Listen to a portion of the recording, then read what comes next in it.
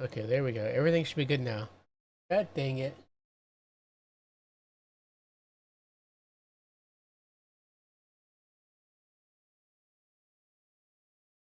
And forgets man hasn't streamed in like freaking months, 2 months, I feel like. And he forgets how to stream.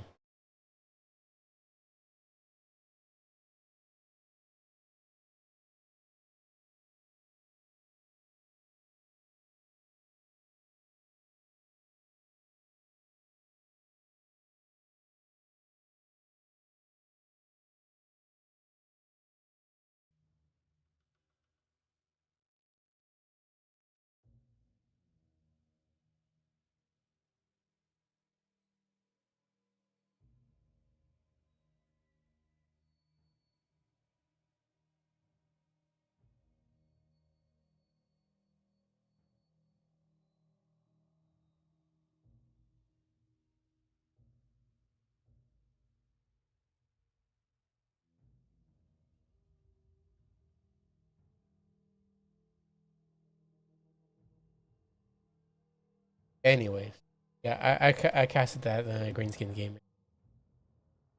Good, pretty good job for pretty good showing for cool.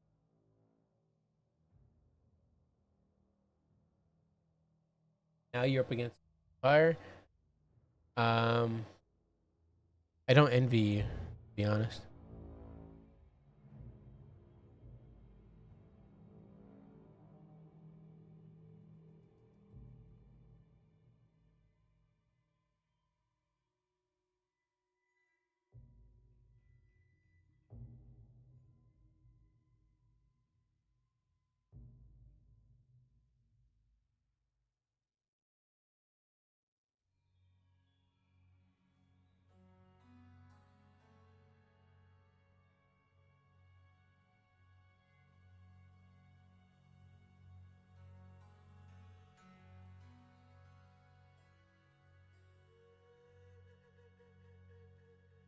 Is this the right one?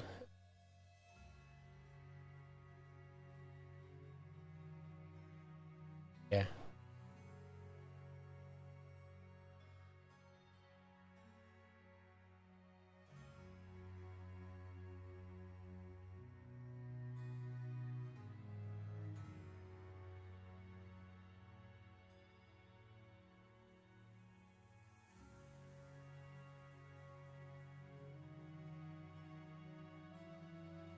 Okay.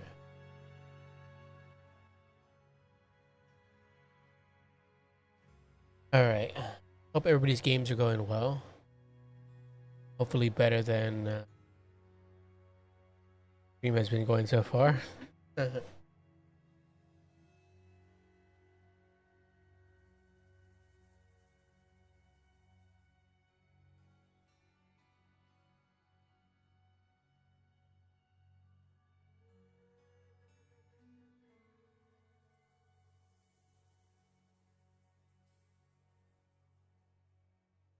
So I just know this already nice hyper made smack to you. Good one, but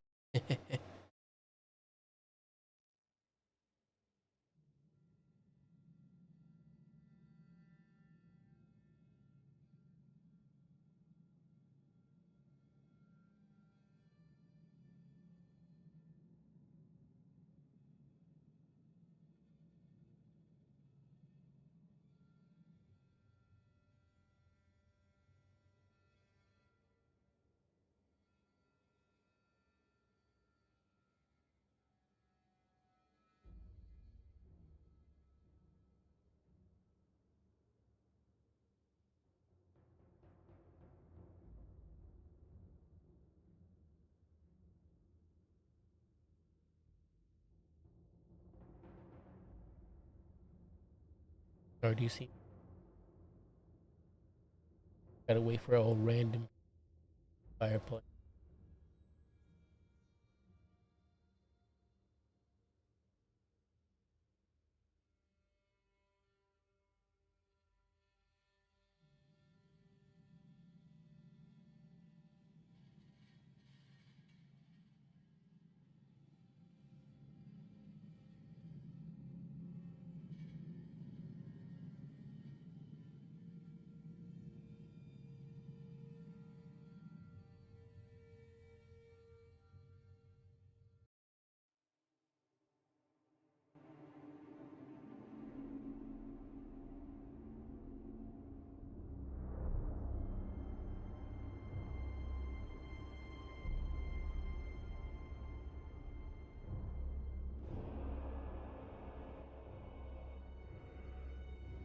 Alright, it seems both players are ready.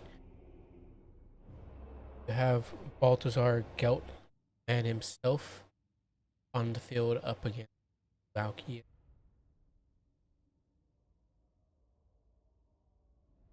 Oh no, we do actually do have the. Okay, so I was talking about it earlier, but I was obviously streaming to the wrong link. Either way, JP has permitted for new players, or rather for this tournament, for players to be able to bring a single campaign unit.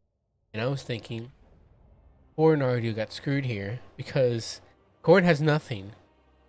And his first match was against Greenskins, who luckily did not bring any. I don't know if they didn't get the memo, or if they forgot, or if they were trying to play a fair game, but they didn't get to bring any. Chose not to. Either way, Empire, they're going up against Empire, who luckily can't bring the Steam Tank or any other like banned campaign. Like they can't, even if they can bring campaign units, they can't bring a unit that's banned. Like so, Steam Tanks are banned, so they can bring a Steam Tank campaign. But they can bring an Amethyst Hellstorm rocket battery.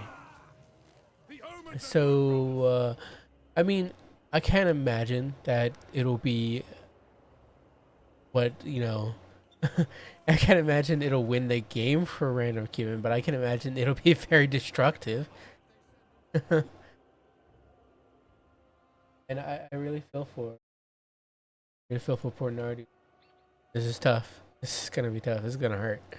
But we also have some Demigriffs Knights with Halberds, which is pretty cool. Love to see some Demigriffs. Bit outclassed nowadays compared to most anti-large cav or just cav in general. As you know, of course, that happens with newer factions and new DLC, etc. over time. They haven't been touched in who knows how long, probably since they release, or since like Warhammer 1 or 2. So of course they're gonna go out of fashion, but they're still very cool. Final Transmutation and Searing Doom will be the spells for Balthazar Gelt, who is on horseback, not on Pegasus, as he doesn't want to get chased by Valkyria. For the rest of the army, Spearmen, 2 units of Hockland long rifles. We do have great swords as well, which is pretty cool. Some halberds, a good old nasty Empire box with some crossbowmen as well. Amethyst Hellstorm rocket battery, which does magic attacks, and of course their AP rockets. They also do like these Amethyst vortex shots if they can actually shoot. But coordinate side, you have 100 Marauders. The Miners with great weapons, pretty much the exact same thing we saw against the Greenskins. Also have Valkyria as well, and a bunch of Chaos Furies. And there we go. Yeah, you can see the little Amethyst orbs popping out, and they're doing absolutely devastating damage there. Pretty good. Actually, you know, it doesn't do as like devastating as a normal Hellstorm. Like it just does kind of the same, really. It just looks cooler, and it causes like a bunch of disruption. That's pretty cool. But nonetheless, the Chaos Furies do jump down on the Hockland long rifles, do shutting them down, and do some pretty good damage there. Might even take them out with them. Oh my god. Chaos Furies finally do disintegrate though. But the Hockland long rifles are not in a great spot after that. Same with these guys on this side as well. And they're close to routing just from Chaos Furies being in the same vicinity as them. You also, the Flesh Hounds, though, unfortunately caught out by the Demigriffs and the Halberds. I'm not sure what they were trying to do. Probably trying to go for like a sneaky play into the back line, the Hockland long rifles. But the other Chaos Furies do disintegrate, and we do have a Hockland rifles still up. A Spear of Slapnir coming down here, doing some pretty devastating damage to those crossbowmen, and finishing off those long rifles. The Amethyst Hellstorm rocket battery has unfortunately been shut down by the Chaos Furies, and hasn't got much value, I imagine. Yeah, only 232. Not surprising there. Much easier to use that rocket battery in PvP. I mean, in PvE, that's for sure. But the Flesh Hounds are slowly being whittled down. There'll be some Marauders of Khorne coming over, dual weapons to help assist. A Final Transmutation hitting Valkyria, and pretty much nothing else, really. It's mostly on Valkyria, so it didn't really do a whole lot, especially with the Demon Shield popping at the very end there. But Valkyria being screened out by the Halberds as she tries to chase down the man himself, Balthazar Gelt. Minos pushing through a little bit there and trying to get on top of the range units, presumably. But they should probably stay on top of these Demigriffs just to shut them down completely, though I guess there are Spearmen here that will slowly drag them down as well. So these Hawkland long rifles probably should be dealt with though. But the issue is that the flesh hounds have been caught out. There's no more mobility left for Nardu, unfortunately. So what can they do about the Hawkland long rifles besides send their infantry after them, which is not going to be worth it because it's just going to take forever for them to get there. And by the time that finally happens, it would be of little importance at that point. Yeah, unfortunately, losing those flesh hounds very early on sucked. But it is what it is. It happens. The ornate Minos trying to push after Balthazar Gelt now get hung up on the Hellstorm Rocky Battery and the Demigryph Knights. Did we get that nice volley there? Oh my god, that is beautiful. Look at that. those mini purple suns just tearing through those Marauders. Beautiful work. Yeah, these Minos are getting shut down as they're just being whittled down by and dragged down by those spearmen. Is this a sword of corn on accident? What is this? Yeah, an accidental sword of corn goes on top of those halberds. I'm not sure if that's accidental or not, but it was like a not very bunched up unit. So nonetheless, it does some solid work there. These Minos are finishing off the Demigryph Knights with halberds.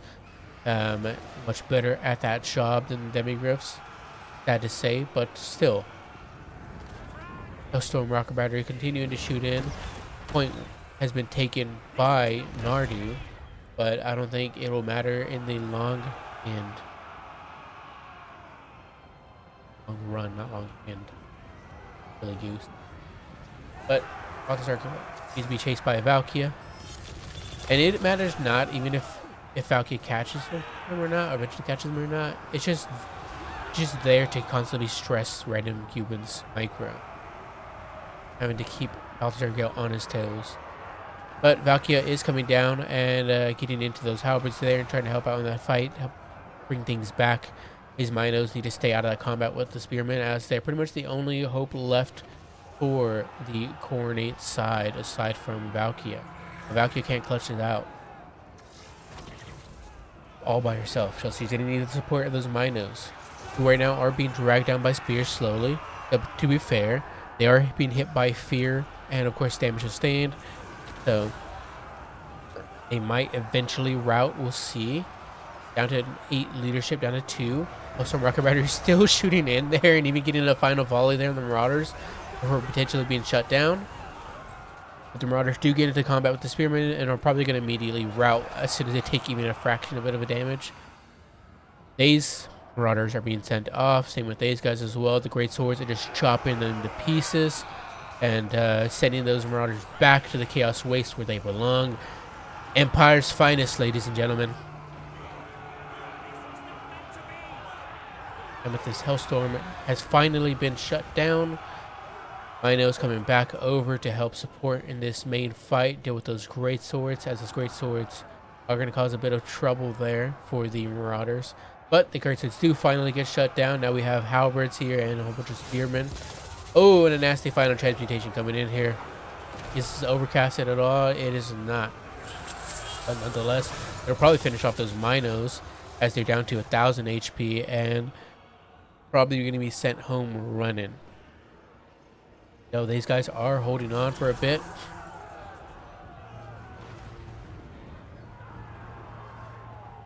And yeah, only one ends up routing. No, they don't actually end up routing off. One wavers, but then comes back. The leadership stabilizes. The Spearmen get shut down, and the Mino bus might be able to clutch it out here for the Coronate side. Let's see. They are very, very damaged. Only 900 HP on this one left, and 1100 on the other one. But it is a single unit of Great Sword. They get recharged. Or actually, the Balthazar Gelt comes over to try to help out, but it doesn't seem to be enough. And those Great Swords might falter. Empire's finest. Come on. No, they end up routing. And it does go to Karnath's sons. Nice. I'm very surprised the Minos hung out for so long and we were able to clutch it out for Valkia. Just tearing apart those Great Swords like they were nothing. Gigantic, bloody great axes.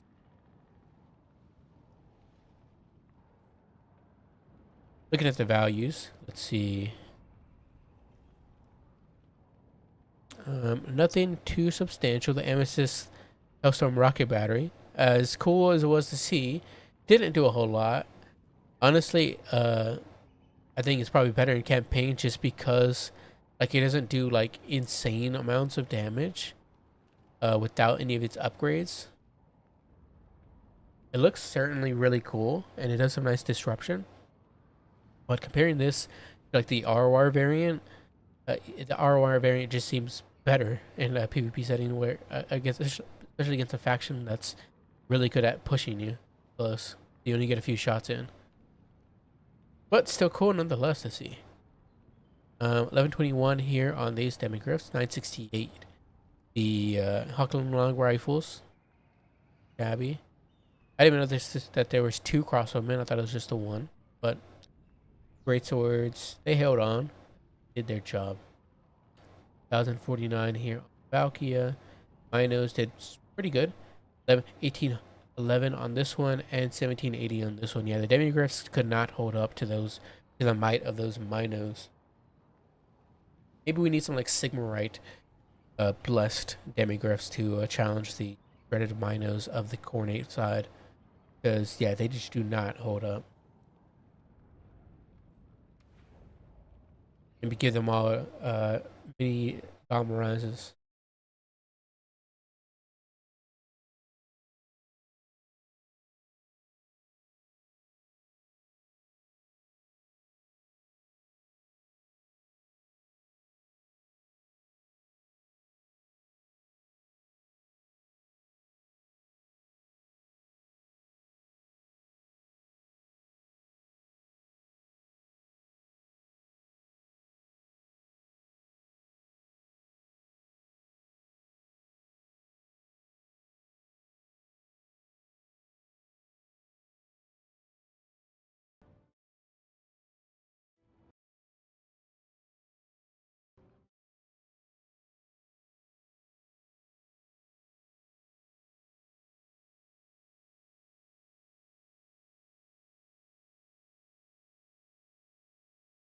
Quickly.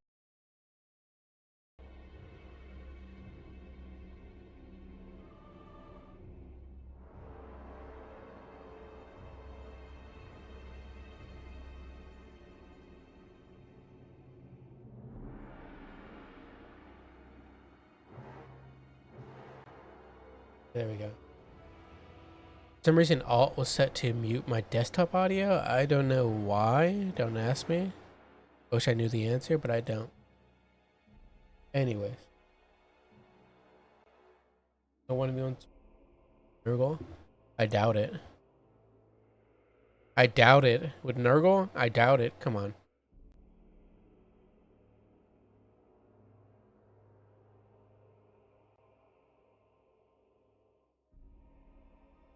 I mean, it's not like I haven't played in, probably the better half of like 3 months or something.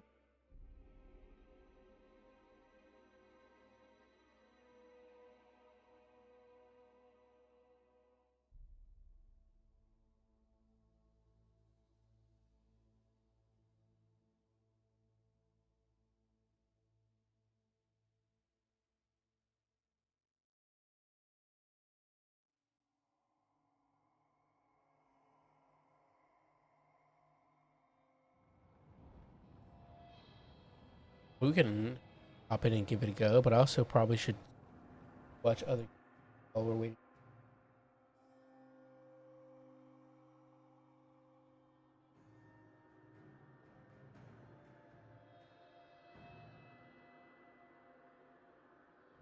What map is this?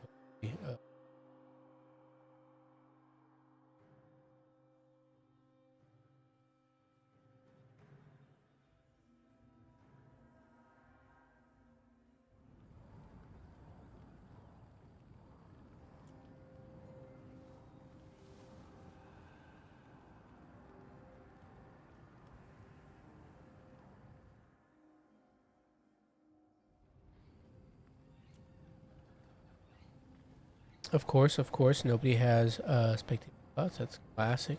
Classic from new players.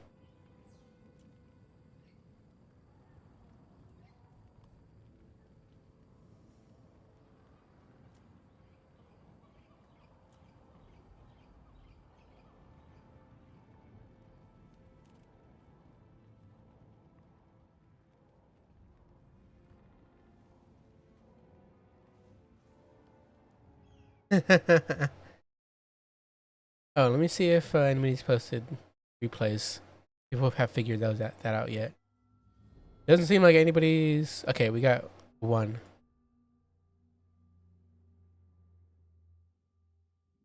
That is not work.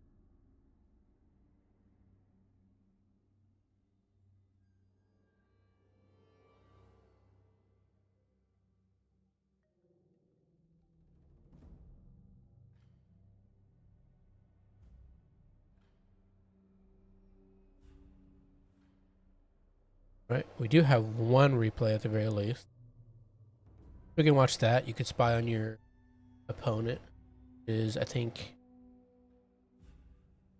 yeah, that's it's gonna be your fourth opponent. So you can spy on them. Or do you? As much as I'd like to play you.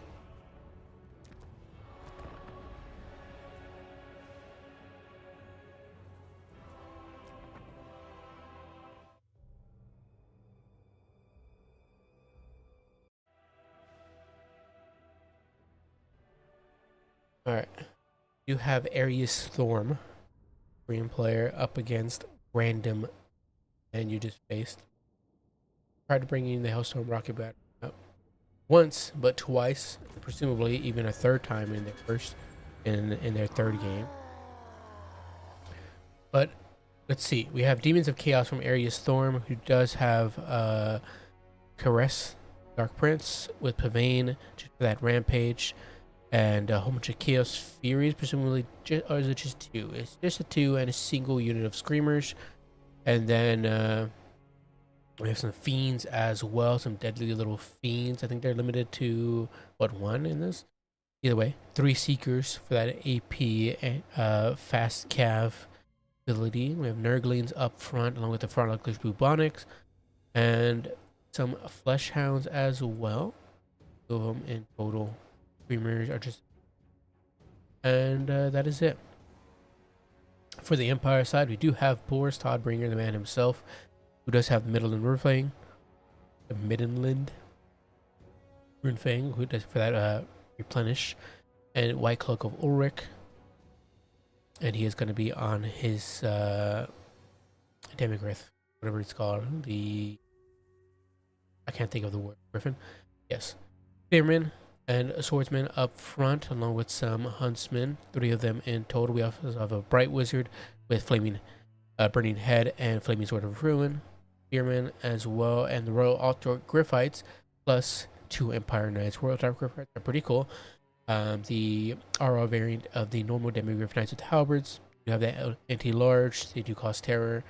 Pretty good stats all around. Again, they're just kind of like outclassed by most the new Cav nowadays, but we'll see. See how they do. Also, the Amethyst Hellstorm once again. Let's see how those vortexes do. Even at the wrong targets there, but nonetheless, we'll see how it does in the next shot. Now, finally aiming at the Frolickers Bubonic. That's also an issue. They don't have any good targets to aim at. It's just the Frolickers and like the other Nurglings, and then it completely misses, which is just a complete shame. But finally, we get some Popcorn Bandits just being rolled over by these little mini vortexes, and it does, you know, an insubstantial amount of damage on it. But we are going for a full surround, it seems like, from the Demons of Chaos side. Hellstorm continues to shoot in and miss a lot of its shots, doing practically nothing against these Nurglings. Like, what is going on here? I guess they're dodging, and it's just missing so much. Like, this is such an underwhelming campaign unit for this. What the heck? I expected so much more from it. No. No, Sigma, you've betrayed me. But the Demons of Chaos is going to take the point and try to slowly whittle down the Empire side as they hold on to the point. You have the Seekers get into engagement with the Empire Knights, and that's going to go pretty decent for them. Though they're better at the initial charge than they are at actual combat, like holding out in combat. We have the Nurglings finally getting into Feast, and we do have the Chaos Furies as well getting on top of the Huntsman. A Burning Head going through these Nurglings, going to be roasting those Popcorn Bandits. and possibly making its way over to the second one. Does it curve? No, it doesn't. It curves in the wrong way. So yes, it curves, but not in a great way. We also have the Flaming Sword of Ruin on Spearman just to fight off Nurglings, which is hilarious. But Boris does go in for that fight there with the Caress and does give him a little bit of a smackdown. Caress needs to back off because he's not going to want to enjoy that fight there. And he's actually going to make him run away. If the Fiends get on top of Boris and they surround him, that could be pretty good engagement. But the Fiends are not going to turn around. Instead, they're going to stay in a fight with the Swordsman, which is not a good idea. So we do have Pavane going down on top of Boris and rampaging him. And the Fiends finally do turn around and get us around there on Boris. That could be pretty bad. The Seekers and Fleshhounds get a surround here on the Empire Knights, get an engagement on them as the Fleshhounds actually continue pushing towards the Huntsman and shut those guys down. One of the range components for the Empire side being shut down and not able to shoot. The Amethyst Hellstorm rocket battery finally gets shut down. The crew running away for their lives. The Demogryph Knights coming over to support, get these Chaos Furies off of their Bright Wizard. Boris Thoughtbringer does end up rampaging as he is being beaten down by these Fiends and by Caress. Will Boris be able to get into the air? I'm not sure. He is pushing past these Fiends like nobody's business, but he's taking quite a few hits. Can Caress actually get a freaking hit? There we go. Another hit, but he barely does damage, a whole lot of damage. Empire Knights finally rout off as they've been surrounded by the Seekers and the Fleshhounds. And a nice birdie net coming in here. Roasting more Popcorn Bandits, finishing off that Nurgling. And this one as well.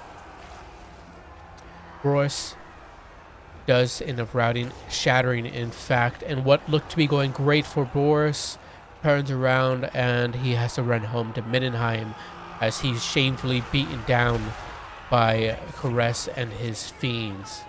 Royal Altar Griffites get hit by that Pavane of Slanesh, overcasted.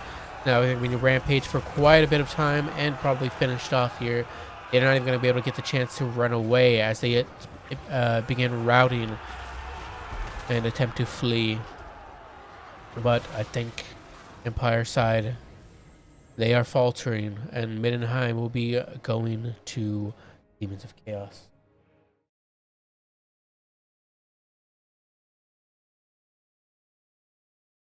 Oh, pretty good job there by the Demons of Chaos player.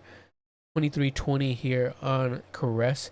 If they realized too late that they could have had the Fiends encircle Boris, that could have been the Empire's win there. But they did luckily realize that, wait a second, Boris is a tough fighter, but take on Caress and Fiends, I'm not sure about that, and turn around and got the smackdown on him. Nurglings feasted on some state troopers. Seekers did fine. Chaos Furies, this one got 870 value from shutting down the Hellstorm. Everything else, Fiends got 1600 value there. Feasting on Boris. Oh, 716, 513, 78. Yeah. Once again, the Amethyst has a bad showing, unfortunately. It just did not do much. But it tried its best, right?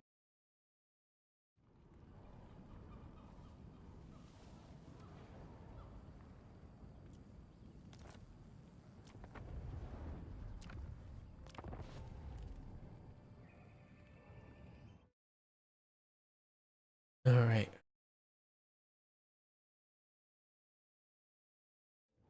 I see your opponent is still not ready yet. No idea. But I will hop spectator.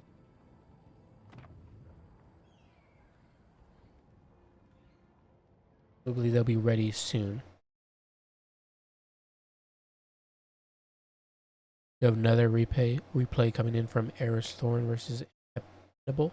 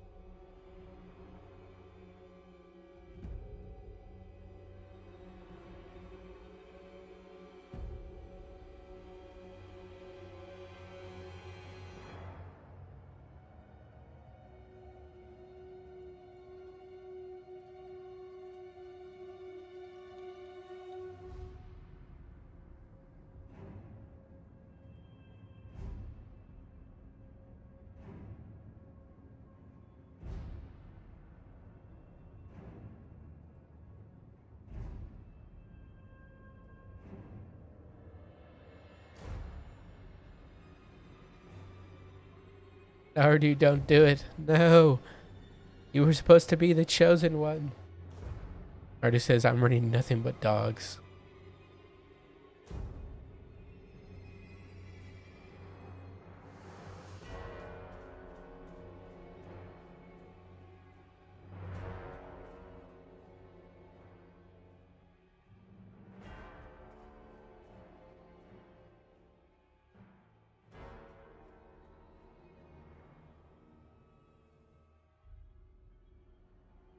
Yeah, let me trust my back.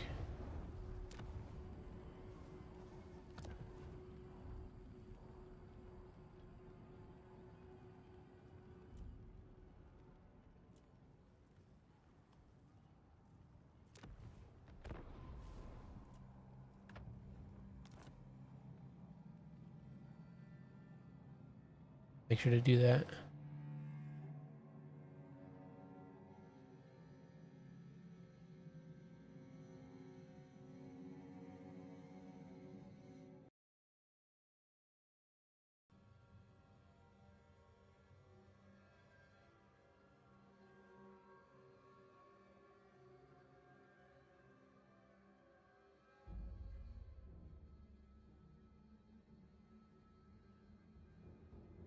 Doo, doo.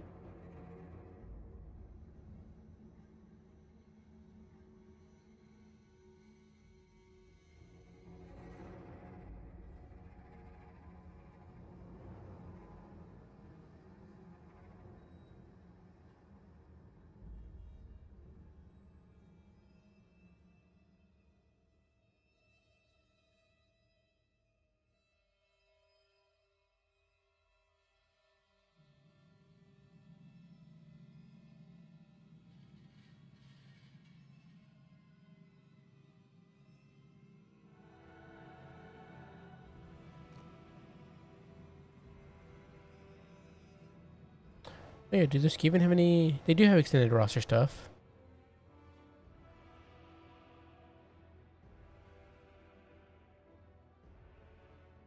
Hope this Skaven play brings some, but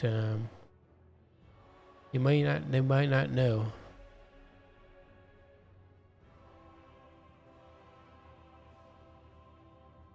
Because I don't think I've ever seen any of the actual Skaven extended roster stuff, and I would love to see some because they have a Doom Will, Warfire's Will, which I can't imagine. His regen, Doom Will is freaking regen.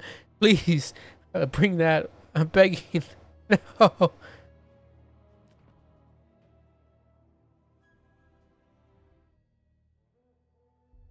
Why does that Doom Will have regen? Is the Doom Will made of flesh now? Either way, no. The Skaven player unfortunately did not bring any of the cool campaign units. Even though I was begging and pleading. No cool campaign unit. Instead, we get just a standard build. We do have avalanche mortars at the very least, and rattling guns, which is, you know, cool enough. But it probably isn't the right map to bring in people to be bringing in rattling guns, considering how many trees exactly that are. There's just so much blockage that I feel like the rattling guns, they already struggle as it is to actually shoot their targets.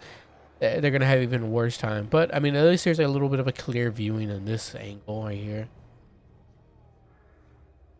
Nonetheless, pause that and let's get right into it. So we do have a Grey Seer of Plague with a Warpstone Scroll for that damage per second, and then that speed reduction on flying units. Pretty good on his one use, but pretty nice, especially if you just want to deal with a Chaos Fury really quickly. Credit 13 spell for that Storm Vermin summon, and also just does a tremendous amount of damage. Love that. Vermintide and Wither.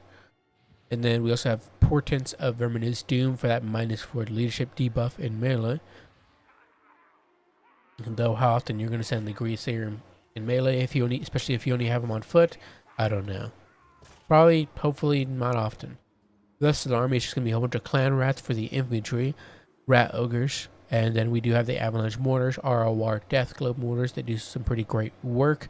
Love to see them. Hard to protect, very very hard to protect, but if you do protect them right, they'll do a tremendous amounts of damage. Rattling guns and the Natty Boo were sharpshooters. Rattling guns are somehow just as risky as avalanche mortars, but don't pay off. Like if you have to get like really up close, right in their face for them to actually freaking land their shots. Because if you're like anything past that, if you're like over here, they're just not gonna do any damage to you. They'll hit like a few shots, but even then, like at least they'll slow you down to give them more time to actually hit you. But they just suck a majority of the time. They just so inaccurate, and sometimes they just are bugged and won't shoot. But either way, we also have some storm vermin with halberds, which is pretty cool. I'd love to see those guys. They're pretty solid nowadays. And is this just gonna be the one of them? It is. We also have the ROR Doom Flayers, Dwarf Thing Menace ROR. They do have that best defense for that 24 in melee armor buff, and they have armor sundering. Nice. But from the coordinate side, we do have Valkyrie the Bloody, Spear of Slapnir, and Demon Shield. A whole bunch of Marauders, of course. This is pretty much going to be the exact same thing as the previous Nardu builds. Like Nardu is just copy pasting these. Minos, and Chaos Spheres. But to be fair, I mean, it is Khorne. You can't do too many variations with Khorne up against factions like these, like the ones that are better at camping in a corner or like holding a spot. Yeah, a whole bunch of Chaos Furies. Yeah. Mino, you need your Gotcha Minos to deal with any Rat Ogres. Marauders will trade pretty great into anything Skaven brings aside from Storm Vermin in terms of infantry. Plague Monks still trade well into them as well. And of course, you just want to go wide whenever you're up against a Skaven player a lot of the times because they'll bring weapons teams, possibly. And then so you can just go around and shut them down relatively quickly. Natty Boomer Sharpshooters shooting into the Chaos Furies. We do have another Warblock Giselles. I missed them. But they are shooting at the other Chaos Furies and doing some pretty good work, along with the Avalanche Mortars as well. Doing some pretty solid work there. Though they're going to be shut down here quickly. If they need the Rat Ogres to respond right now. Otherwise, those Rattling Guns, or rather those Sharpshooters, will be yelling for pain, screaming for pain. Rattling Guns shooting in as well. Not going to do a whole lot of damage up close as they're being fired upon, as they're being attacked. These Natty Boomer Sharpshooters are shooting into Valkyrie, but not the best target, honestly. I would rather shoot the Chaos Furies because Valkyrie is such a small target. Chaos Furies do end up getting shutting down those Warplock Giselles, unfortunately for this Skaven player, as they didn't respond fast enough. And those Warplock Giselles are just so freaking weak in melee with only 16/16 for the melee stats. Avalanche Mortars do get nice shots in here on the Marauders and absolutely devastate those guys. Oh my god, they're brutal. Gone.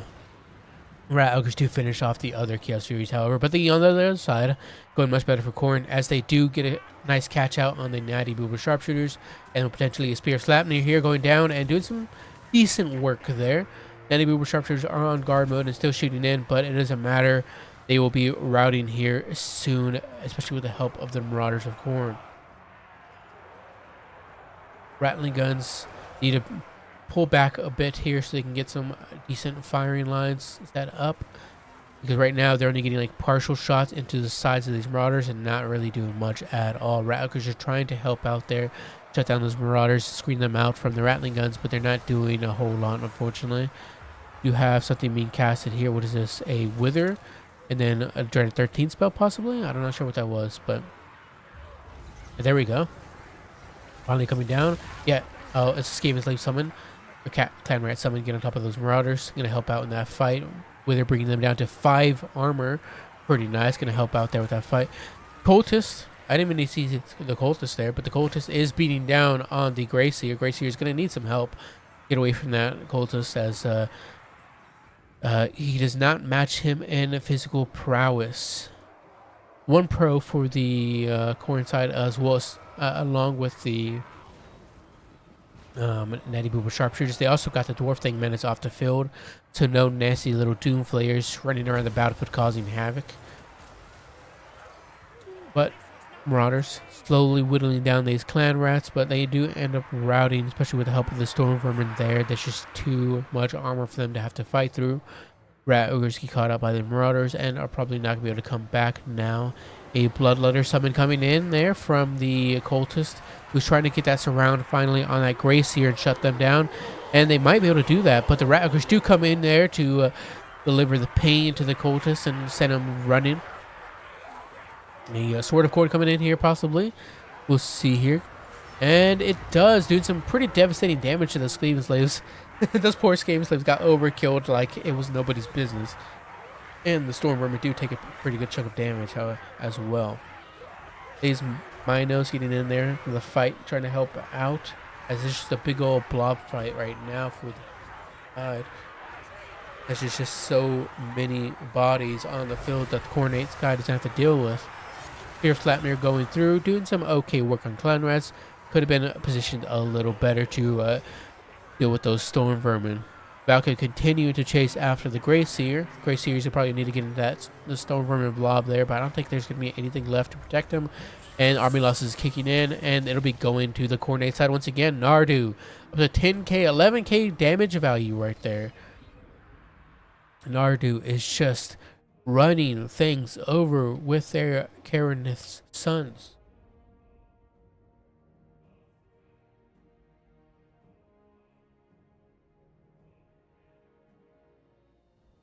Beautiful work there from Nardu, Rage Incarnate. His rage is unbridled, and he is ready to show Papa Nurgle. Nope, wrong Chaos God. Papa Corn proud. Let's see. Avalanche Mortars got some pretty decent value, I suppose. 360 for how long they got to shoot. I think it was a little bit too much investment there on the weapons teams for the Skaven side. But nonetheless, 79, 980 there for the Dwarf Thing Menace. Everything else, Storm Vermin pretty much picked up the rest of the value. Valkia got up to 1,000 value. Cultist as well, just from beating down on the Grey Seer mostly. It's Bloodletter summon. Anything else? Yeah, not shabby. Nardu once again showing his ornate pride down the Skaven. Back to back to back. Ornate has proven its dominance.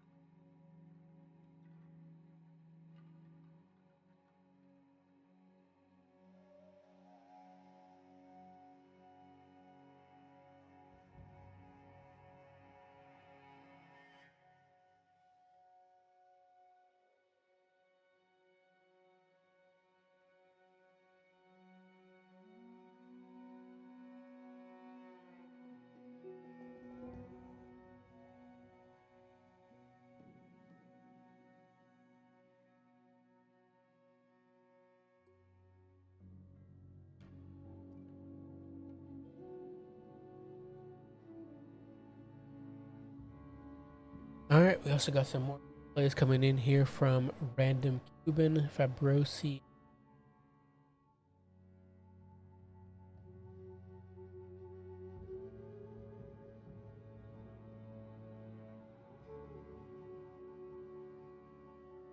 Finally getting some replays.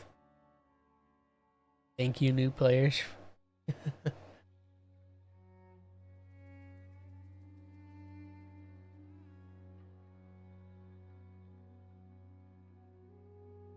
We shouldn't have to wait long for the next match, though. Just finished. They had just posted their review posted in the chat.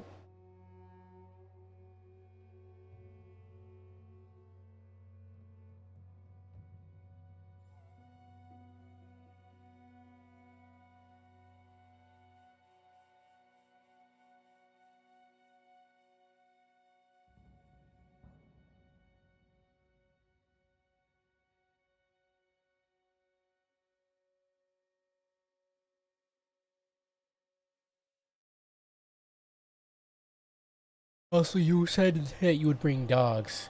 I didn't see any dogs there. Got lied to.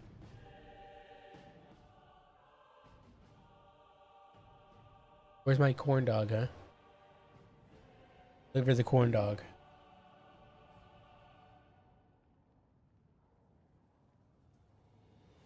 Nardu, when don't you got that dog in you? I don't believe you one bit. If anybody's got that dog in them all the time, it's you.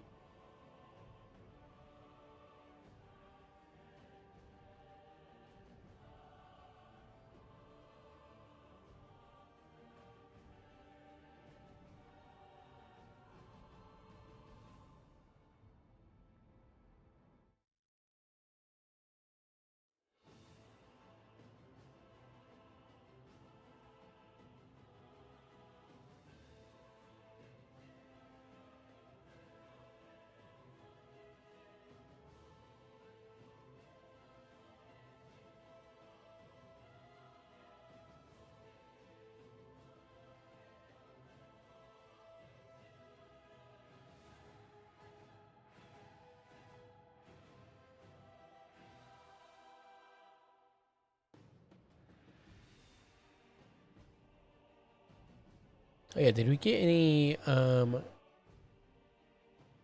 yes you all the time. Did we get any Grand Cathay players to make Nardu suffer? I don't think we did.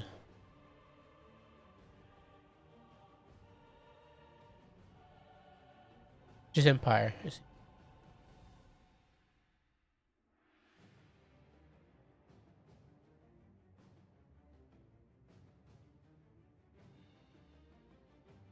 Oh, they have a lobby? Cool. Gotcha, gotcha, gotcha.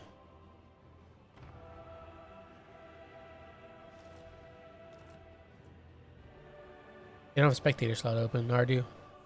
Get him. Get him, Nardu.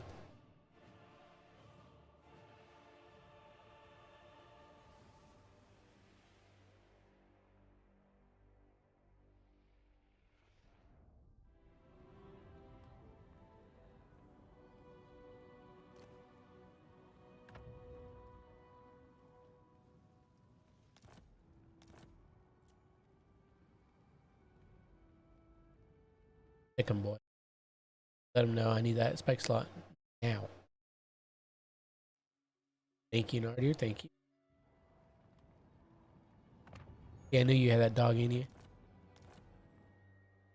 That's not the. Why is it not 1, 2, 3? It's 1, 2, 3, 4. What kind of heretic? Heretic.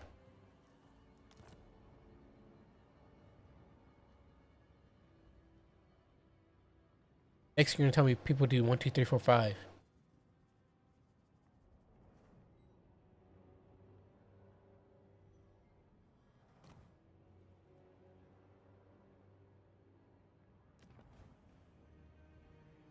Demon and Chaos have any campaign units? No, they don't. Few factions that have no campaign units. Come on, man. Wait, do we have no high up players? I just realized. I don't think I saw a high up player. Oh, you're telling me I'm not gonna see the Knights of Torvagal today? Come on, the first time they're allowed and you get none.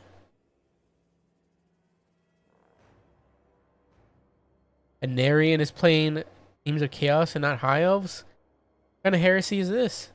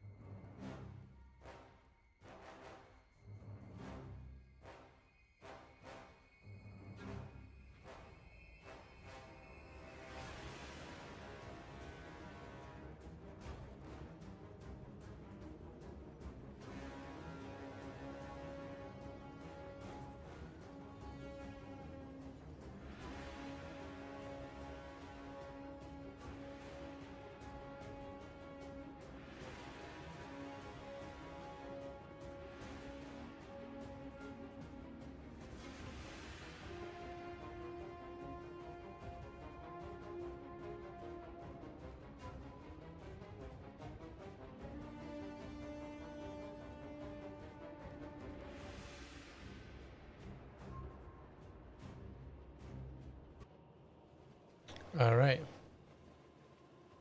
Here we are. Two demonic factions going up against each other. Rival over these Chaos Wave. We have Valkyria the Bloody with Spear of Slapnir, Demon Shield. Rise there. Whole bunch of Marauders.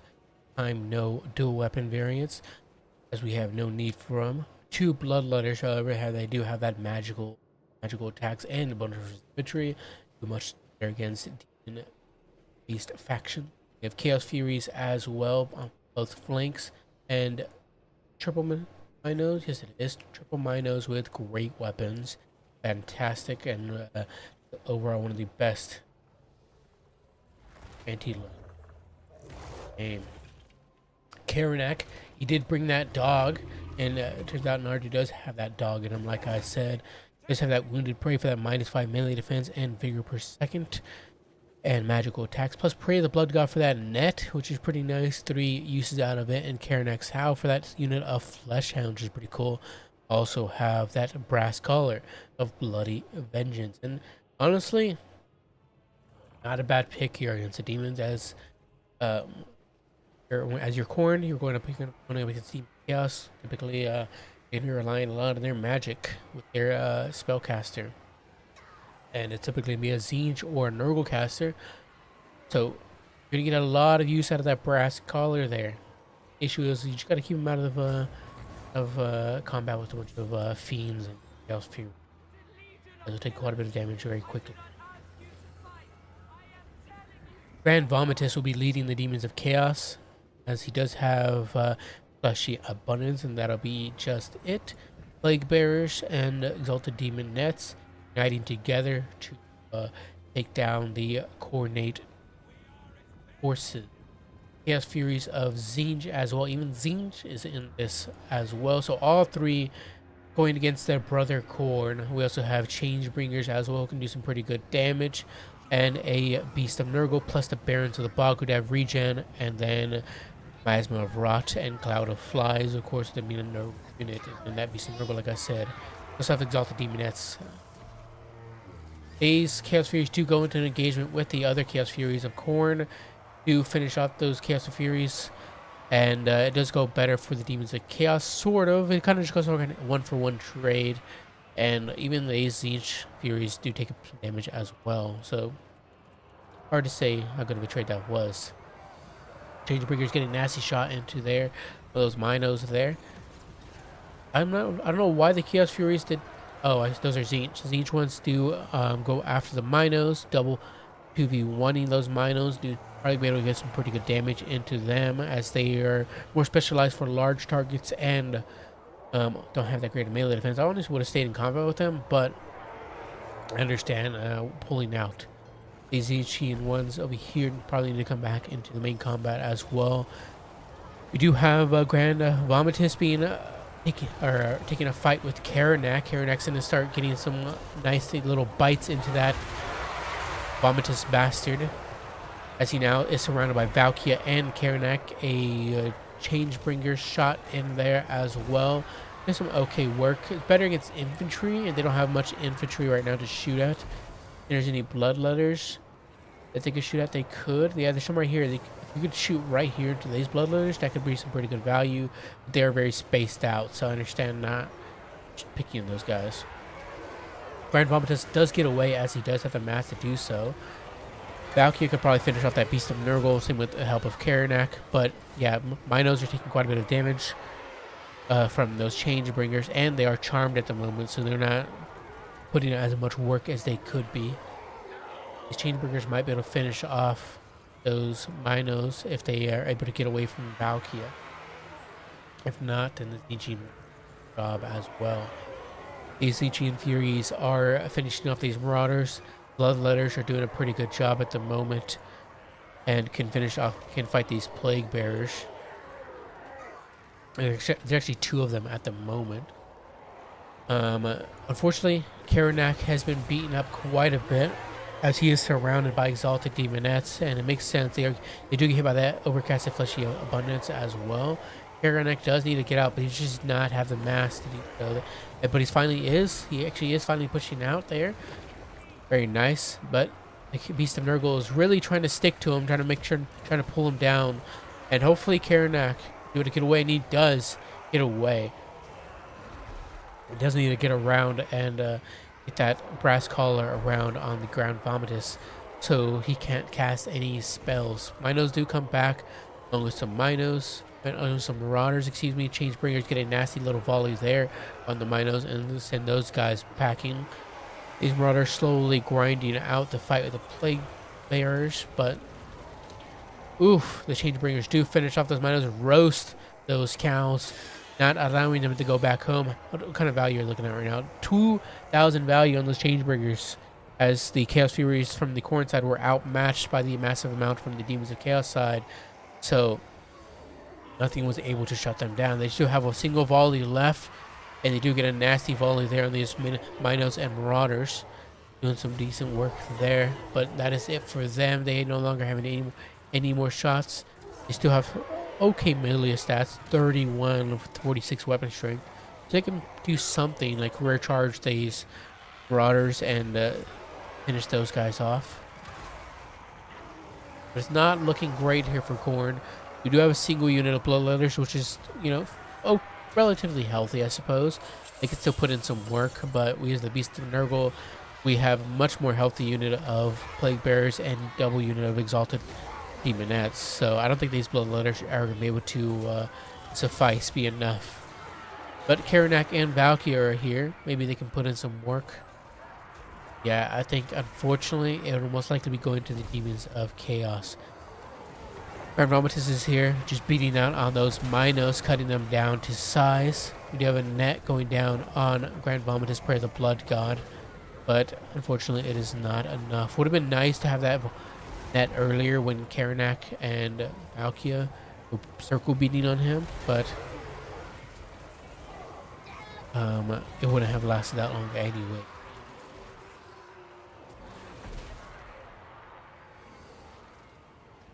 But the coordinate forces have been stopped once, finally, by the rival Demons of Chaos faction.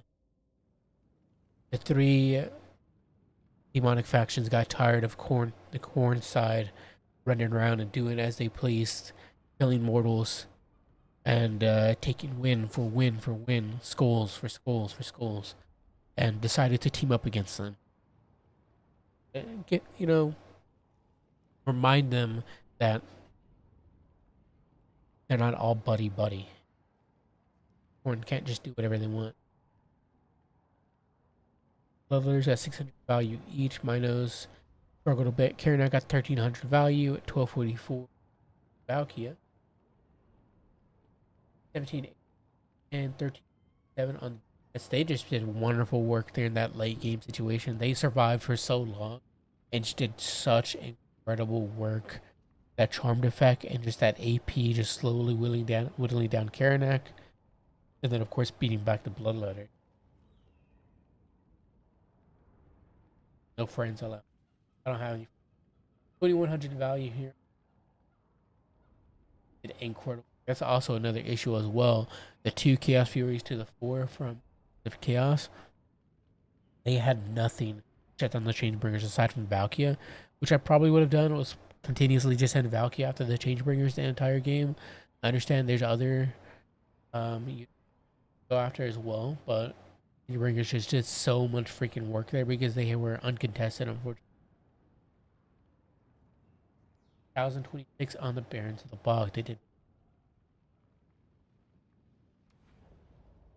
reindeer match up Nardu.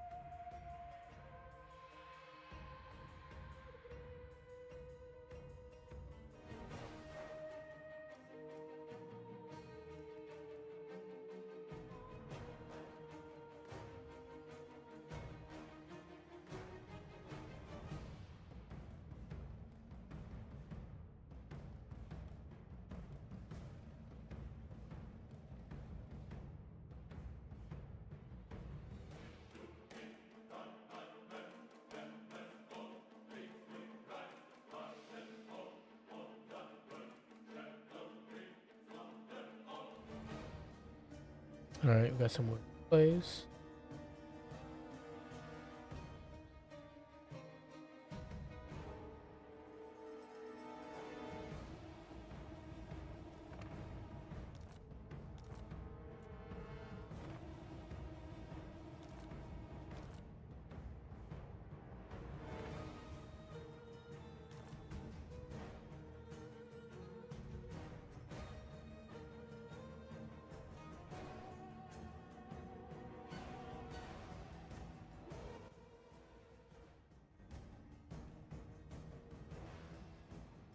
Medic and Impenetrable Ogre King versus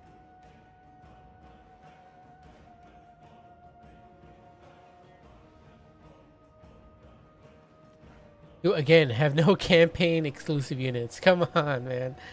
This is unfair.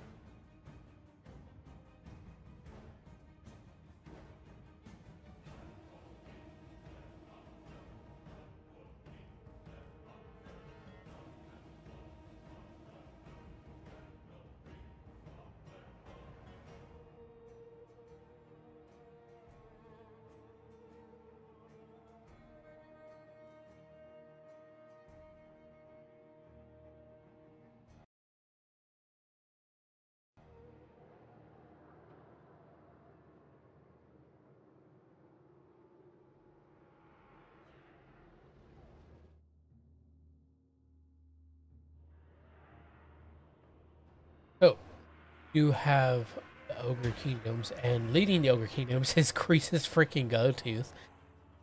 This guy just sucks. This guy is definitely the worst lord in the entire game. But you know, I can't even give him any positives. Um, his mount is ugly. It's awful. It's terrible. It looks really bad. But I mean, the Noblars are cute at the very. You know, kudos to them. If he can get on something, which he typically can't, you know, he can do some damage. He has Spectre of Titans. Everyone has their price, which is a pretty nice debuff. And stand your ground. Does he have the Overcloud's Crown? Yes, he does. 10% damage reward save and ITP for any allies nearby, which is pretty nice for Noblars and Ogres alike. Lord Master as well, +8, another +8 leadership for any Ogres nearby. That's the only reason I could see him being Dira is because of Horde Master and Overcloud's Crown, but also just for fun. His items are pretty good. Ogre Bulls with Iron Fists. We also have some Man Eaters with great weapons. Rest of the infantry is Noblars. And yeah, some Noblar Trappers, including the Barons of the Bog. There's no water nearby for them to regen in, but it matters not. 2 Mornfang Calves on both flanks with great weapons, and Saber Tusk packs as well. Mornfang Cav will deal handily with any large target that Slash throw at them, whether it be Fiends, Chaos Knights, just anything. The Mornfang will have a great time at dealing with, as long as of course they don't get rampaged into the fight and miss their charge, which they sometimes make, which sometimes is most likely, which most likely is what's going to happen. Words are hard to say. But other than that, we also have a single unit of Lead Belchers, which can, you know, put a little pressure on the Slaanesh side. That's fine. Exalted Keeper as well for the Slaaneshian side. We have Seductive Glory for that rampage and -24 melee defense. Pit of Shades, no costs, and Soul Siphon for that EOT, and Feasting on Fear for that regen for any nearby routing units. We also, surprisingly enough, have a freaking Soul Grinder Slaanesh, which is cool. Love to see that. New player tournaments are awesome. 2 Fiends and Dueldom Marauders will be the front line, including the Princess of Perfection, who do have that Sulfuric Musk, providing that debuff to melee stats. And you have that Anti-Large, of course, plus Charge Reflection. We also have the Mirror Guard, which are pretty cool. I love the Mirror Guard, one of my favorite units in the game. Just cool looking in general. Very nice aesthetic. Fiends get sent into the Iron Fists. or rather into the yeah, Iron Fist, and you know, with no support the Iron Fist and with no support from the Iron Fist and no charge bonus from the Iron Fist, they're gonna have a tough time there. Over on this side, the Soul Grinder of Slaanesh and the Prince of Perfection do get a nice catch there on the Morn Fang. Got to be careful with those guys because they will be dragged down very quickly if you're not careful. But if they can get us around on the Soul Grinder, that'd be a very nice catch. The Manators with great weapons do not need to be fighting Devoted Marauders. Instead, send your Nobbler Trappers into them, please. Don't let your Manators with great weapons be slowly whittled down by Spearman units. They want to be fighting large targets, like the Fiends. We're sitting idly by. Please send your the Morn Fang are in fight with the Spearmen as well. And if these Fiends get us around to the Morn Fang, that could be a really nice shutdown for the Slaanesh side. This hurts me, by the way. This hurts me. Those poor Morn Fangs. No! They get surrounded in circle, beaten by the Fiends, the Prince of Perfection, and the Exalted Keeper plus a Soul Grinder. That was horrendous. Rhesus and his goons are taking point 1 and are now racking up points. These Fiends do get us surrounded now by the Saber Tusk pack, and that could be a nice catch there from the Ogre Kingdoms. Whenever you're bringing these great weapon units, you definitely only want to be using them against large targets typically. If you have to use them against infantry, that's fine. The trappers as well. If you need to bog down any infantry, just send in one of your trappers. Yes, they're range units. Yes, they're like hybrid units, and that they can throw their throwing knives. But I'd rather them be melee with the infantry than the man-eaters. We have a nice pit of shades there going on the trappers, hitting the Fiends as well, doing a little friendly fire, but nonetheless. Grease's Gold Tooth is in here fighting. He does get hit by Seductive Glory, reducing his melee defense stats down to, let's see, can I even see right now? Down to 33, not bad. He is giving that 10% ward save to those man-eaters, which helps quite a bit, plus stand your ground. Giving them 61 melee defense, plus 10% ward save, which is pretty nice. So they're keeping pretty good. They're holding their own in this fight. I mean, they are one of the best that the Ogre Kingdoms has to offer in terms of infantry, in terms of Ogre capability. We also have Iron Fist coming over to join the fight to assist their man-eater brothers. And the Soul Grinders here as well. Everyone has their price hitting them, plus the Exalted Keeper. That was a pretty nice debuff there. But now the fight, now that the debuff has gone, start turning around in Slaanesh's favor, most likely. We'll see, however. But there's a bunch of spears here. And we also have the Exalted Demonites as well, which will absolutely tear apart Nobblers. Just absolutely blend them to shreds, especially the Saber Tusk pack as well. The Saber Tusk pack do have, I think, bonus infantry, do they? No, they don't. I don't know where I got that idea from, but the Nobbler Trappers do. Saber Tusk pack coming back, and Lead Belchers, where are they at? I think they got shut down completely and are shattered. Yeah. They're practically shattered. They only have 4 models left. Fiends pushing through and getting up with the Bogglars of the Mad Marshers. And be able to finish those guys off or just shatter them. Yeah, the fight does start turning around and in the center, and it does go to sleep. Well tried there by the Ogre Kingdom side.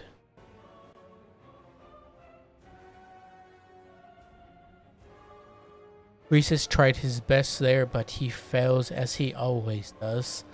As he does in everything in Total War. Man-eaters with great weapons, they tried their best. They didn't do too shabby there. Unfortunately, the Morning Fang Cav being shut down like that was probably the nail in the coffin, as they were desperately needed to clean out the Fiends, because otherwise all you had was the Man-eaters. You needed to be back there protecting the Lead Belchers and assisting in any fights with the Saber Tusk pack as well. Other than that, 1385 as well for the Soul Grinder. Nice job there. Don't typically see the Soul Grinder, so that's especially seeing it pay for itself. I don't think it paid for itself actually. I think it's like 1300 or 1400. Either way. 972 on the Mirror Guard. They did pretty good as well. Very good holding unit. They're very durable and just look incredible.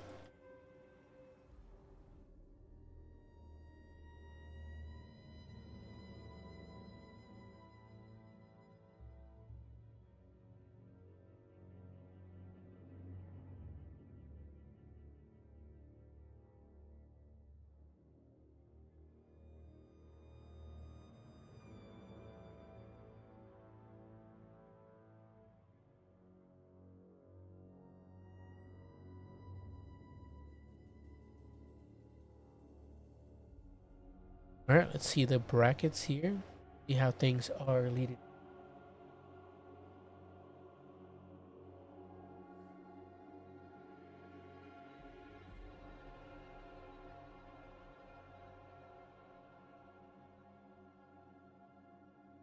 All right, bracket. But mostly everybody's played their matches. We're missing a few like Deep Dark and B6A6S. But other than that, yeah, it seems like everybody's good to go. How are the points looking like? We have Air Thorn at the top. Aries Thorn at the top with 4 Swiss points, so he's definitely going to the finals.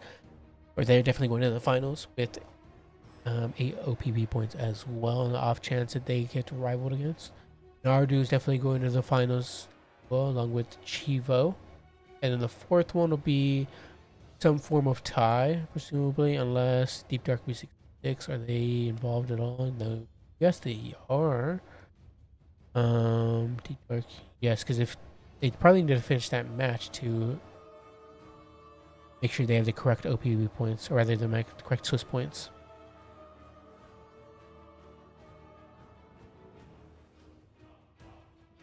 Yeah, these three would definitely go into the finals. You just need to figure out who that fourth person was.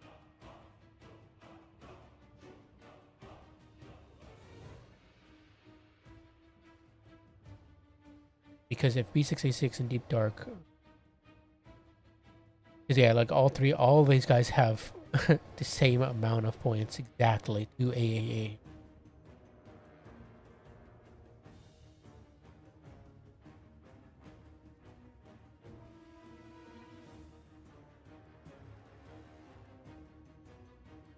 Oh, nice. So we have a bunch more replays coming in.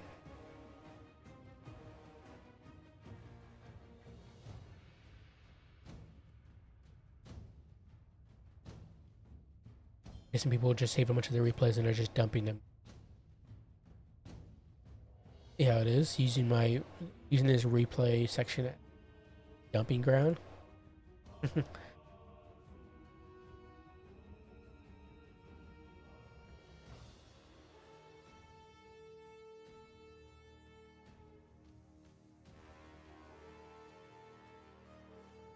All right.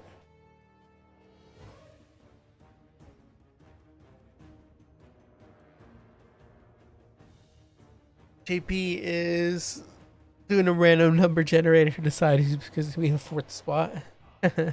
Yeah,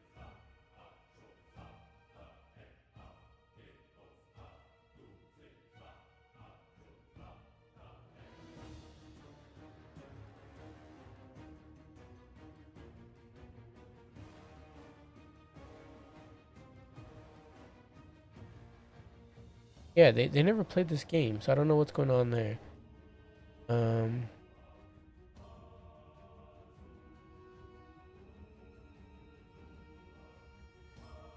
Is if Deep Dark goes up against B6A6 and they win that match, Deep Dark goes up to 3 Swiss points, then eliminate the need for a tiebreaker. But maybe D6A6 dropped? I don't know.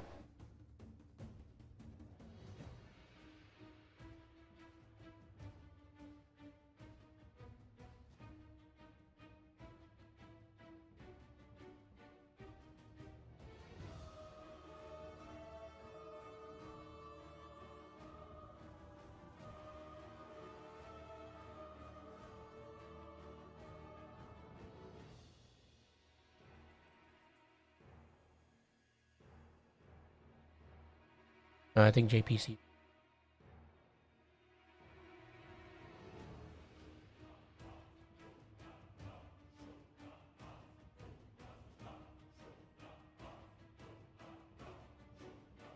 Oh, it was a tie. Wait, what do you mean it's a tie? How did they get a tie? How do you get a tie? Explain right now. I want an explanation. How is that possible?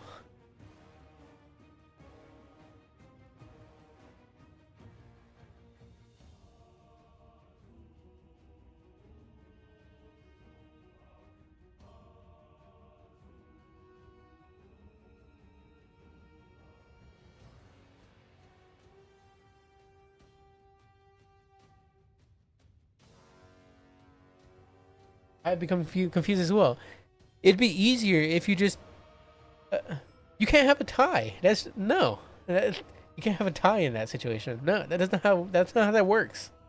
What do you mean a tie? Redo the freaking match. I can't fathom how you get a tie there. The whole point of Conquest.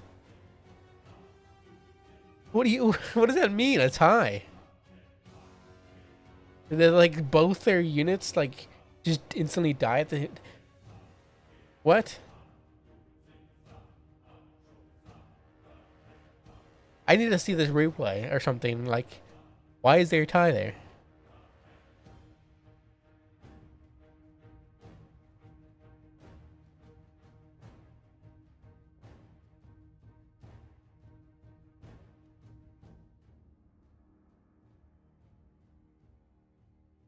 Did the replay get like? Let me see. It was.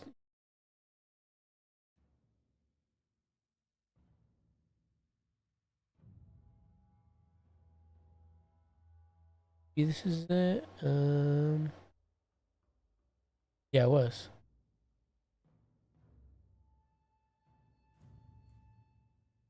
Okay, we need to freaking watch that game. Like, I, I'm, I'm, I don't even know what to say. How did we miss him?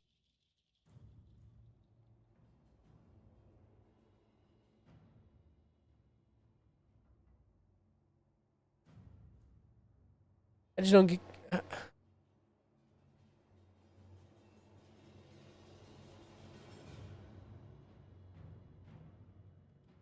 don't get it. I don't get it. Streamer is dumbfounded.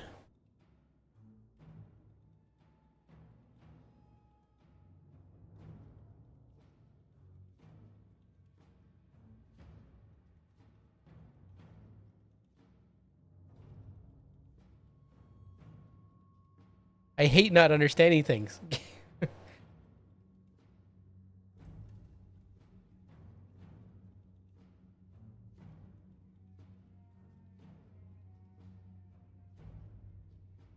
Let me see. So the top four bracket is up. I can.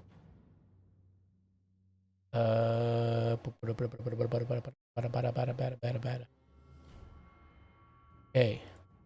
Random Cuban up against Aries Thorn and Chavo versus Nardu. Chavo. Chavo. What is this guy's name? It's Joy Boy. El Joy Boy.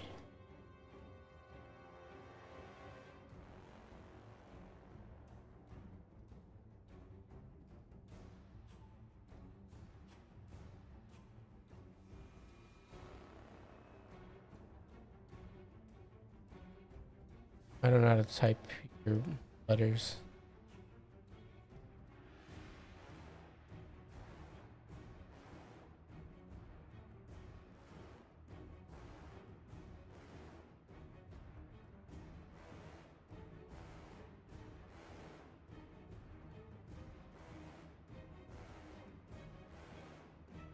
Okay, I'm gonna cast Nardu versus Joy Boy, and the other two, and Random Cuban will go up each other, and I'll just cast a replay after that.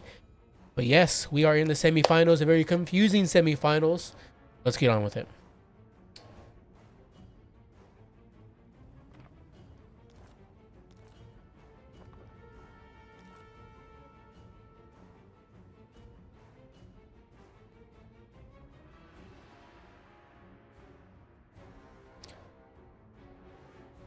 Another another attempt to Skaven to send Khorne back to his realm.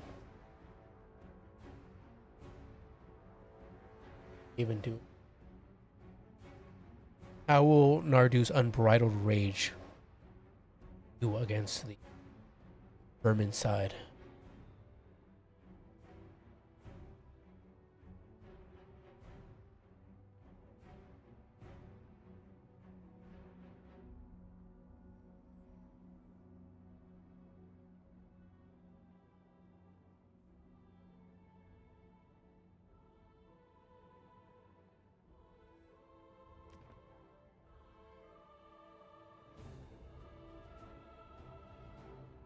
Don't tell. Okay, I just realized. Don't tell me we're gonna see another Skaven match where no campaign unit is.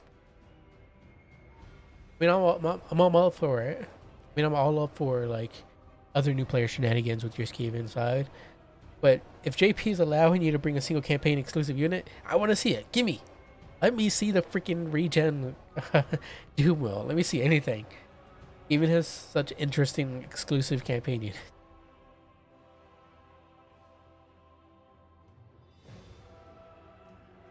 I want to see one today. One freaking campaign exclusive unit, and that was the Hellstorm rocket battery, the Vortex one.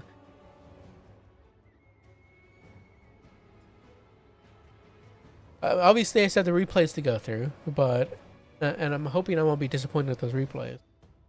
Like, come on, where's my luck here?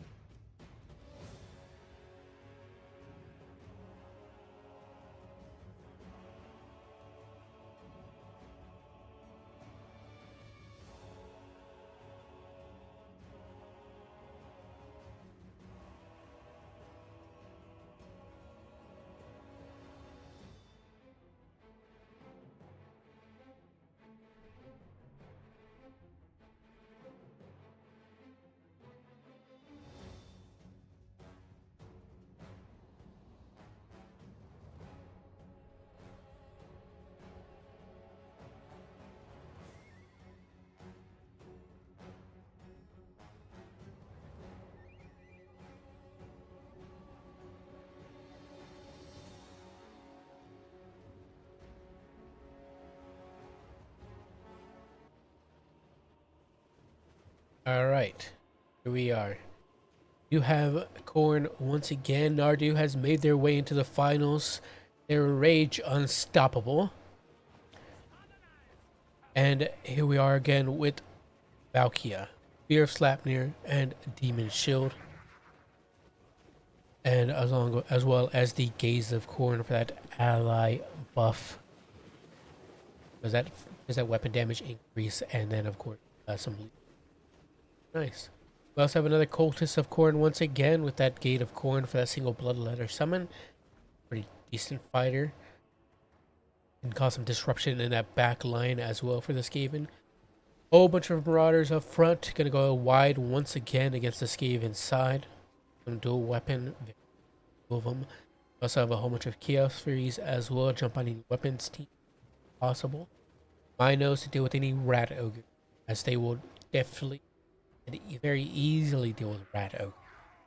They are needed in this matchup because Rat Ogres are rampant everywhere.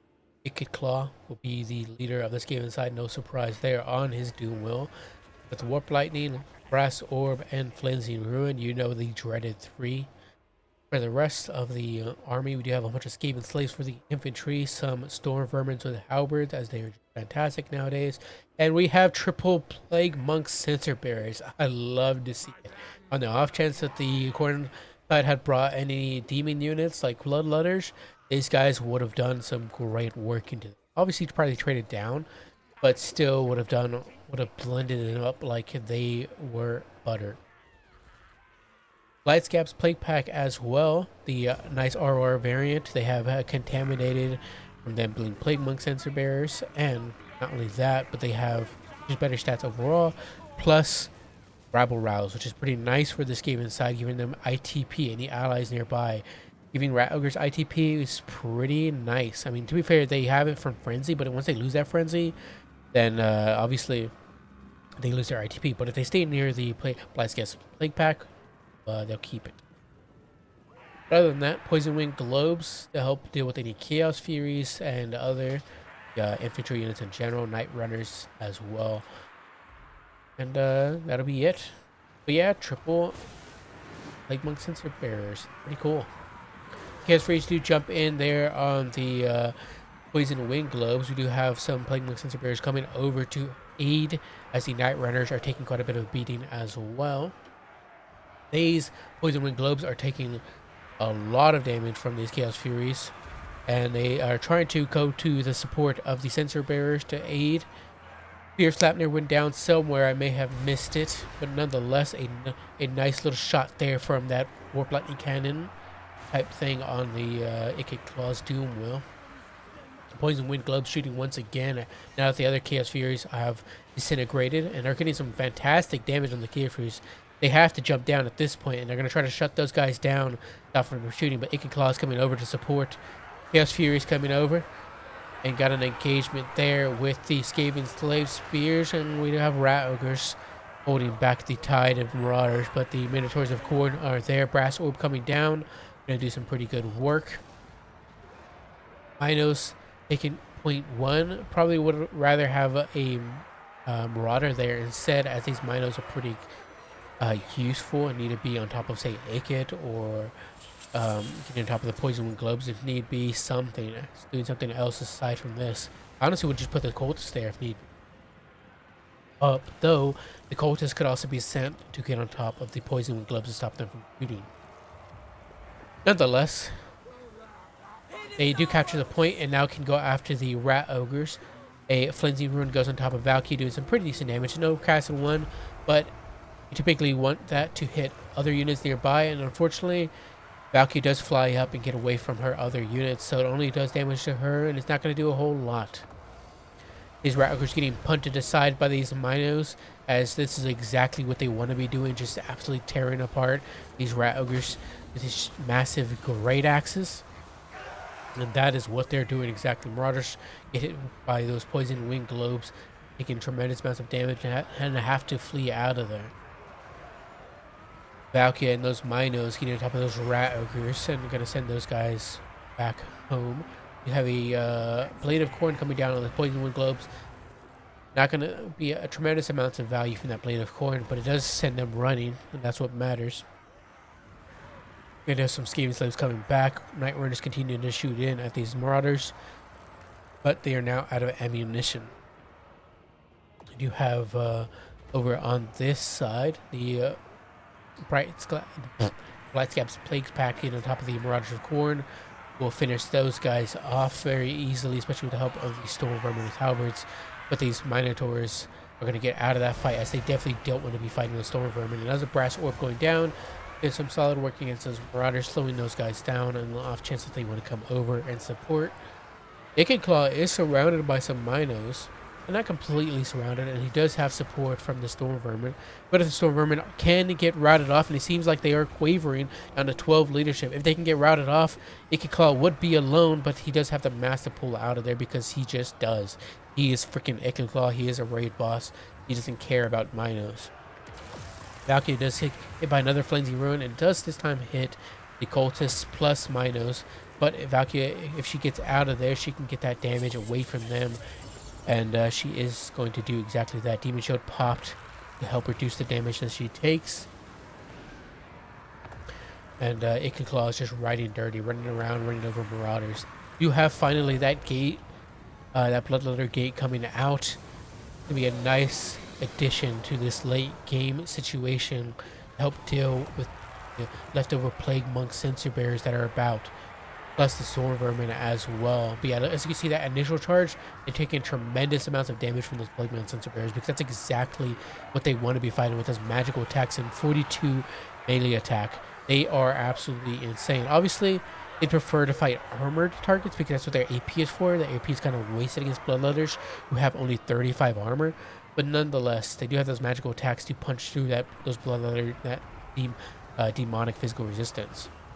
Mino buses rolling around 30 together, and that's exactly what you want to do, is kind of keep them together, rolling around in this scenario, as you don't want them picked off one at a time. Light Scab's plate pack do take another plate of corn, and it's a pretty good plate of corn there. Does some pretty substantial damage. That ITP though is helping out a lot there in this scenario, as that fear from the Rhinos is not doing anything. Brass Orb doing some pretty good damage to the Marauders, and we just have some more Marauders coming over as well to help support the Minos. But it looks like Corn might possibly be taking the win here, and they do. Icky Claw could not raid boss it, and Valkia takes the win. Minos did some dirty work. 1336, 915, and 1734 from these guys. Chaos Furies were pretty substantial as well. So 7, and that Bloodletter summon is pretty nice late game. 1213 from Icky Claw. Loved seeing the triple Plague Monk Sensor Bearer, but it would have much better against like say Chaos Warriors, etc. Because they have that heavy AP that you're paying for to get through armor, which none of the units on the Corn side today had. The Marauders, the AP is wasted on them, and the Plague Monk Sensor Bearers don't have that great of melee defense, so they're taking damage in return from chaff, from that Marauder chaff shouldn't be normally taking. But very cool nonetheless. I love to see Plague Monk Sensor Bearers. I wish they were better. I love them a lot. They're probably one of my favorite scheming units. Just waving around this huge freaking Sensor Bearers and just beating Chaos Warriors to death with them. Love that. Those did fine. But I'm kind of glad to not see Icky Claw just raid boss everything. But Minos just alright,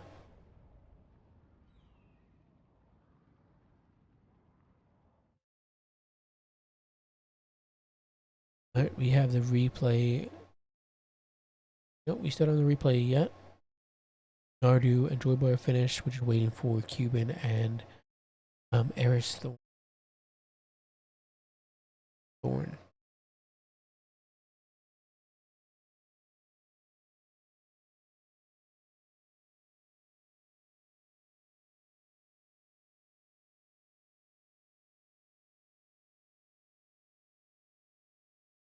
Back out and just watch the replay first. And then either decide to cast the grand finals live, or cast the replay. Pending.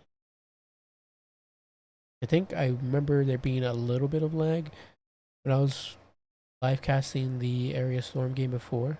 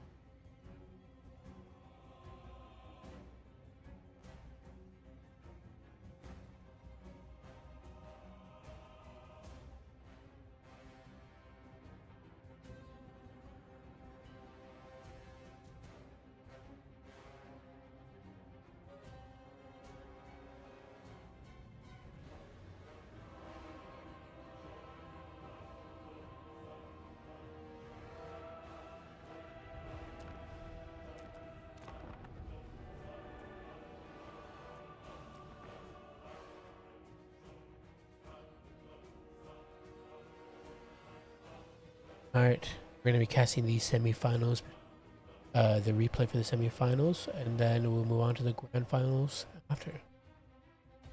In Cuban and Arius Thorn.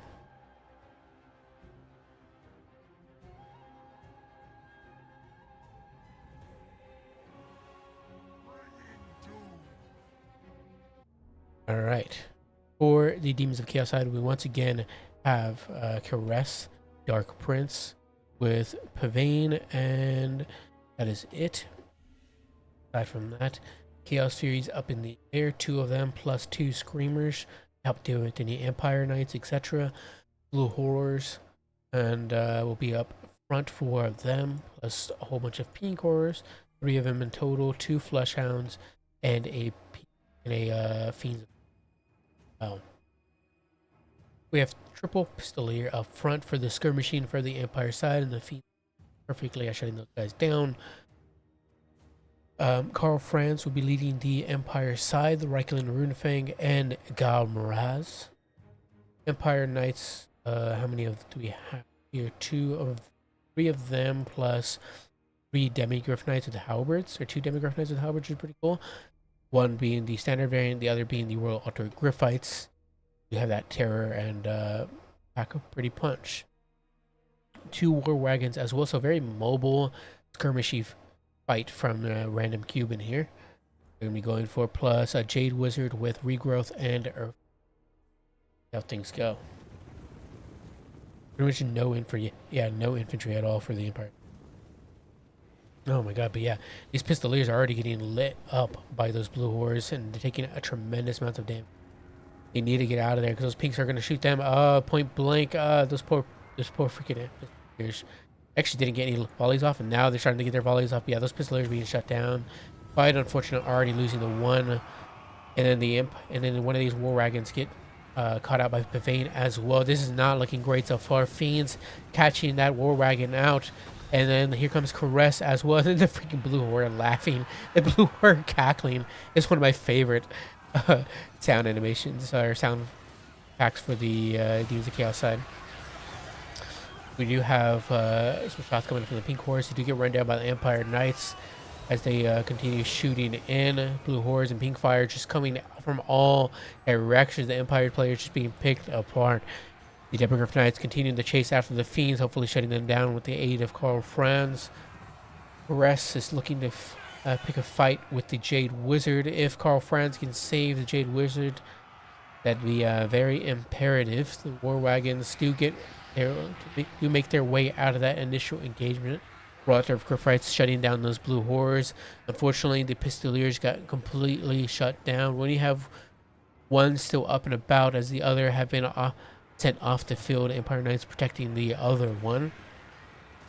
These Blue Horrors are disintegrating, and these Empire Knights are running away. Pink Horrors finally finish off these War Wagons as they continue firing in with those pink blue missiles. Though they do get run down by the Royal Altar Griffites, and are going to be able to stop those guys from shooting. Jade Wizard, it hits with a regrowth as they continue to be chased away by the Chaos Furies. Pink Horrors getting some nice volley fire there on the Demigryph Knights, doing some solid work there. That's exactly what they want to be shooting at, as they're getting so much value from just that. Caress gets caught out there by the Mr. Emperor Karl Franz himself, but Emperor gets caught out by Pavane, so allows Caress to get away as the Screamers surround him and get that anti-large damage into him. He does not want to be picking a fight with just the Screamers. Yes, he will win the fight, but he'll be taking too much damage, make it worth it. Overall, things not looking great for the Empire side, as we only really have left a single unit of Pistoliers, some old Altar Griffites, and Empire Knights plus Karl Franz. I don't think that's going to be enough to win it out, as these War Wagons are now coming back most likely, and even then they only have 2 models. These Empire Knights could come back to aid, but I don't know if the Empire player has noticed that they have returned, and even then they are so far away. Royal Griffites come over to support their Pistoliers, and they do end up possibly routing these, or rather disintegrating these Chaos Furies. Yep, they do go into unstable will be sent back to the war from whence they came. Oh, friends, I'm gonna find a spot here. Actually, I just realized that the Empire side is run by the Korean player, not Random Cuban. Random Cuban is running the Demons of Chaos side. Excuse me. Nonetheless, Carl France does manage to get away from these flesh hounds, and is going to try to find a different engagement, and is going to jump down on the fiends. Actually, they don't get their charge off, and he's going to get a nice rear charge on them, and they are taking quite a bit of damage from our friends at the moment. He does have sulfuric musk going on him from those fiends, but he's going to be able to finish those guys off relatively quickly. So the Royal Autocrats will be paying the price for it, unfortunately, as they take some awful fire from those pink orbs. Bloodhound's chasing off the Jade Wizard, but hopefully he's not able to catch him. They do actually end up catching him. That could be a bad catch there for the Empire side, as they only really have Carl Franz left now, aside from these Empire Knights, who might just come in to save the day for the Empire. Will they do so? They're going to be able to run down the Blue Hordes, that's for sure. But Caress was probably going to stop them, and he does. And unfortunately, it does go to the Demons of Chaos side. Actually, no, I was right. I think for some reason Cuban's name was just gone in the game, and I did get it right. Yeah, it was the Korean player that was the Demons of Chaos, Area Storm. Yeah, it does go to the Demons of Chaos side, and well played by the Demons of Chaos player. Just with those crossfires from the pinks and blues, there was just so much fire for the Empire player to have to deal with, and the Fleshhounds did some pretty good work as well. 1356 here, 922 and 982 from these fiends. Like, even the Screamers did a pretty tremendous job as well. Rested not bad as well with the Pavilions. 1751 from the Emperor, just enough. Villiers being caught out like that early on was such a tragic turn of events for the Empire side. Kind of just spelled the end for them rather quickly. Thanks for the follow. Now you're going to attempt to say your name. I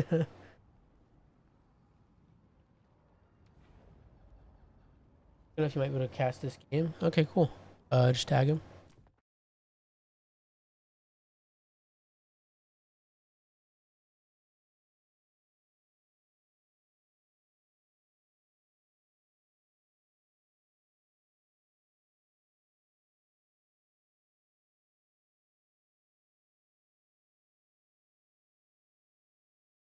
Wait.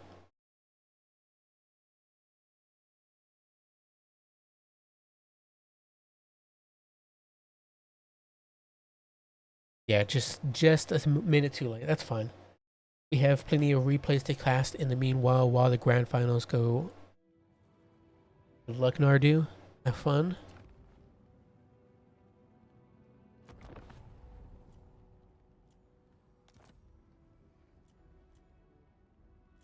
Days.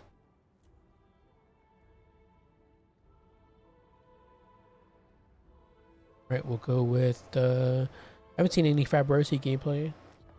Fabrosi gameplay. And yes, we finally have a freaking campaign in it. Come on, guys. What the hell? How have I struggled so much to see one? But see one we do. And it's exactly the one I wanted to see. The Ragnarok Lava Spider.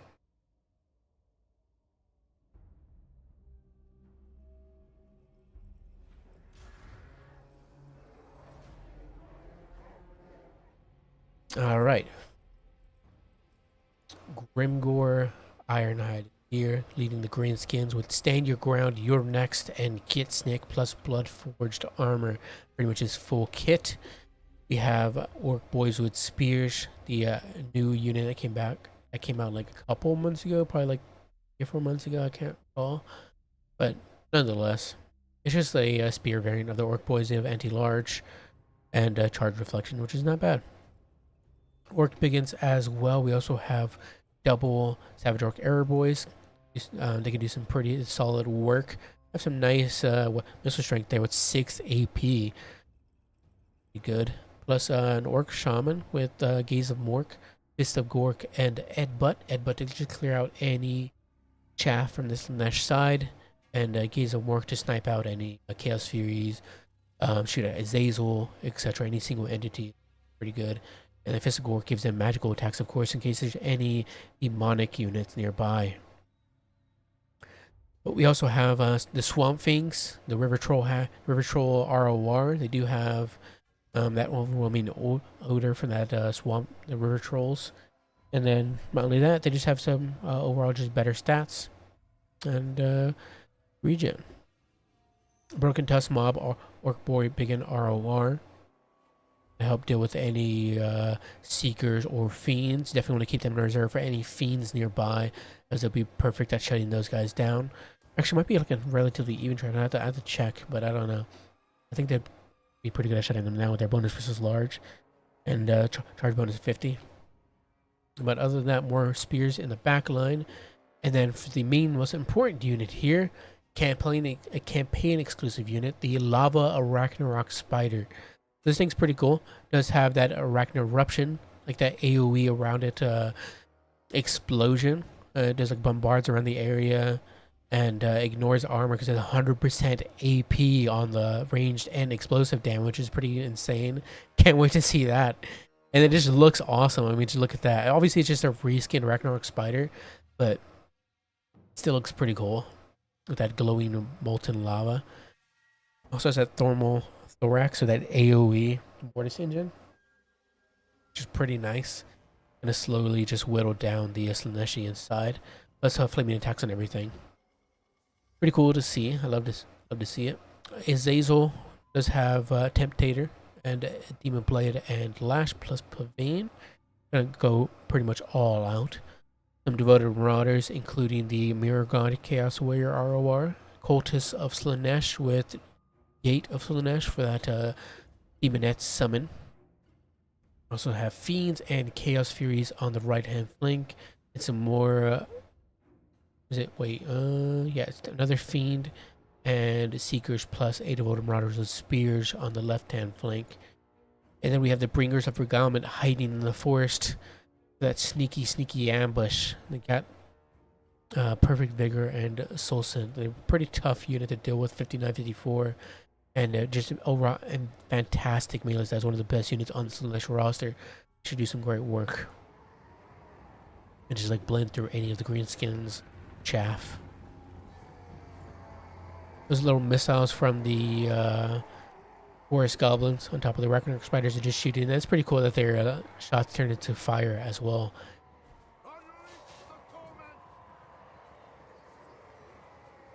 Yeah, right now, Chaos Furies do jump in, get on top of the Savage Orc Arrow Boys, and do some amazing damage, bringing them to practically almost half HP there with that first initial charge. But they're now surrounded, rather now stuck in the Spear Boys, which sucks because they're losing quite a few models to that. But overall, kind of worth it.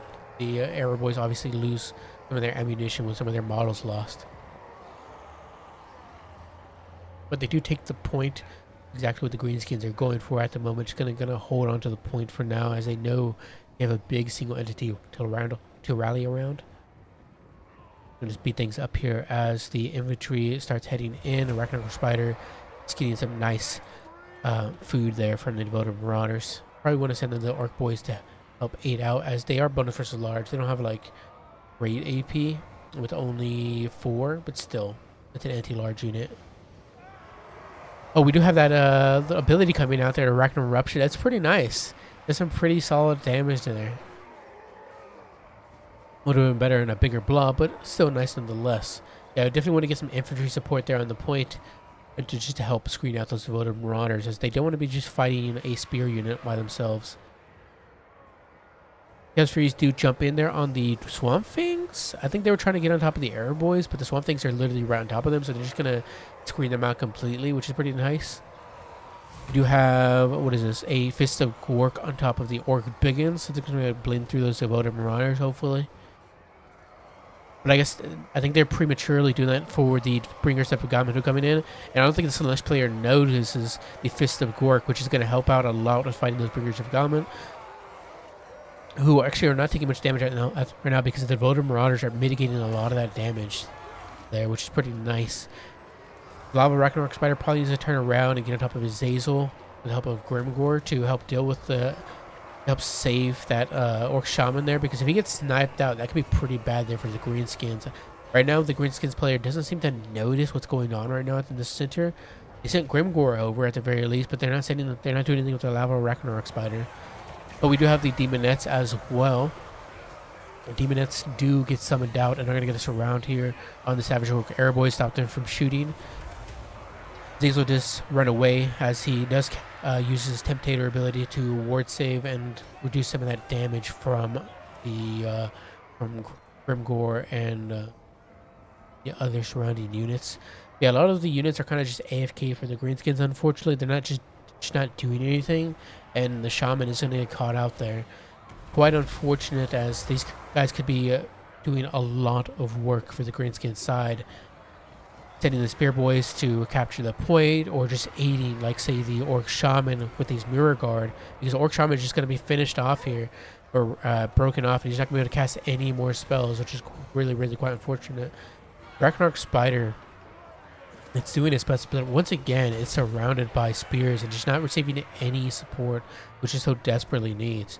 Because, again, even if it has 120 armor, it's still a large target fighting a unit of spears all by itself. Fiends do capture that point for Slaanesh, and Slaanesh starting to rack up points. But we do have Orc Biggins and Orc Boar Spiggers coming over, trying to chase down those Fiends. Lava Ragnarok Spider is being surrounded a bit by, rather being attacked by the Fiends. They don't have a full surround, which they should be doing, but at the moment they are not, and now they're going to be surrounded by the Orc Boys. Not going to be great for the Fiends, but they should be able to get away, as they have that little gap there to get away from. Grimgor is surrounded by the Bringers of Begamut and definitely needs some support, and that's where the Lava Ragnarok Spider comes in. It would be pretty nice to see that. Yes, and we do see the explosions coming out there, doing some pretty okay damage there. What's the value looking like on the Lava Ragnarok so far? 1701. That's pretty beautiful. Just chomping away at those Demonettes, trying to save their lord, Grimgor Ironhide, who is the greatest get, but he's going to need some support. Might as well stick in the fight, however, as they're going to continue chasing after Grimgor and getting free hits on his back. Because those of you who don't know, if they're being chased, if your unit is being chased, that unit is going to get free attacks against your unit because they have no... they're not defending themselves from that attack. So, Orc-Boy Spears coming over to aid. Point one, the point finally gets taken back by the Greenskins, and now racking up points now. And Grimgor does rout off. Lava Ragnarok Spider is trying to fend off both the Fiends and the Mirror Guard and Demonettes. Can it do it? I'm not sure. Does it have its ability again? There's one more use out of it. I don't know how long the cooldown is. It's 90 seconds. It's a pretty long cooldown. But it is, again, surrounded. It definitely needs some support. Narcissism going down, so it cannot move. So it's now trapped between these three units. Again, once again, just to seal the deal, it is left there unsupported, and it's probably going to go to the Celestian side. But it was very cool seeing the Lava Ragnarok Spider as it starts chewing away at the Mirror Guard, who are very, very hard to get rid of. Another explosion coming out away from that lava explosion, and it does some pretty good work there, but it's not going to save the day. At the end of the day, it is more of a anti-large fighter rather than an infantry fighter.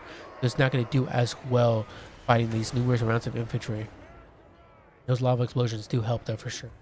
Yeah, it is going to go to Slaanesh. Finally, so glad to see a freaking campaign exclusive unit in these fights. But yeah, it is just the one. Some of them are really good and can win you the game just by that.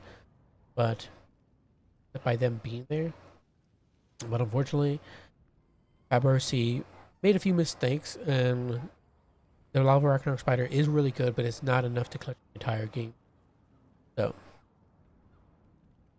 though it was scary, obviously, to allow them to bring these units, as you can see, they weren't incredible enough to just solo the entire game. Still pretty amazing though. 2550. I mean, it cost 2100, so you got 450 value from it. Pretty nice. 332 on the Orc Brigands. Unfortunately, they did not do what they needed to do. Same with the Swamp Fangs, they did kind of struggled a bit as well. As for everything else, Mirror Guard 870 value, 2183 on the Exalted Demonettes. They did incredible work, no surprise there. As I said, they are Slaanesha's best units for a reason. They're just that freaking good. They do such tremendous amounts of work. If you go on 1079, 396, and 1481. Yeah, just losing the Shaman as well there was so early on was such a tragic, fortunate event for Greenskin. Magic was very, very important.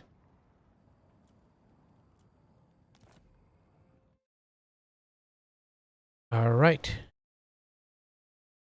We do have the grand finals plus, and we're going to be casting that. Nardu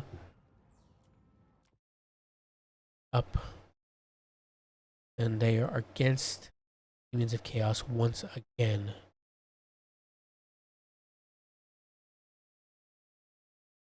Arius Thorn, will they take the win here once again against Horn?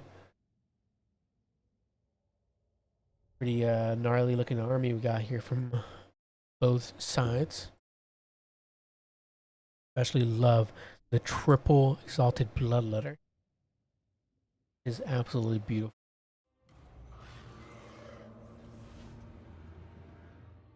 All right.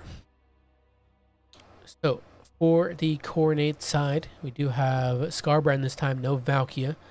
The man himself has come out. He decided enough losses. I'm going to take this tournament myself and make Papa Corn proud.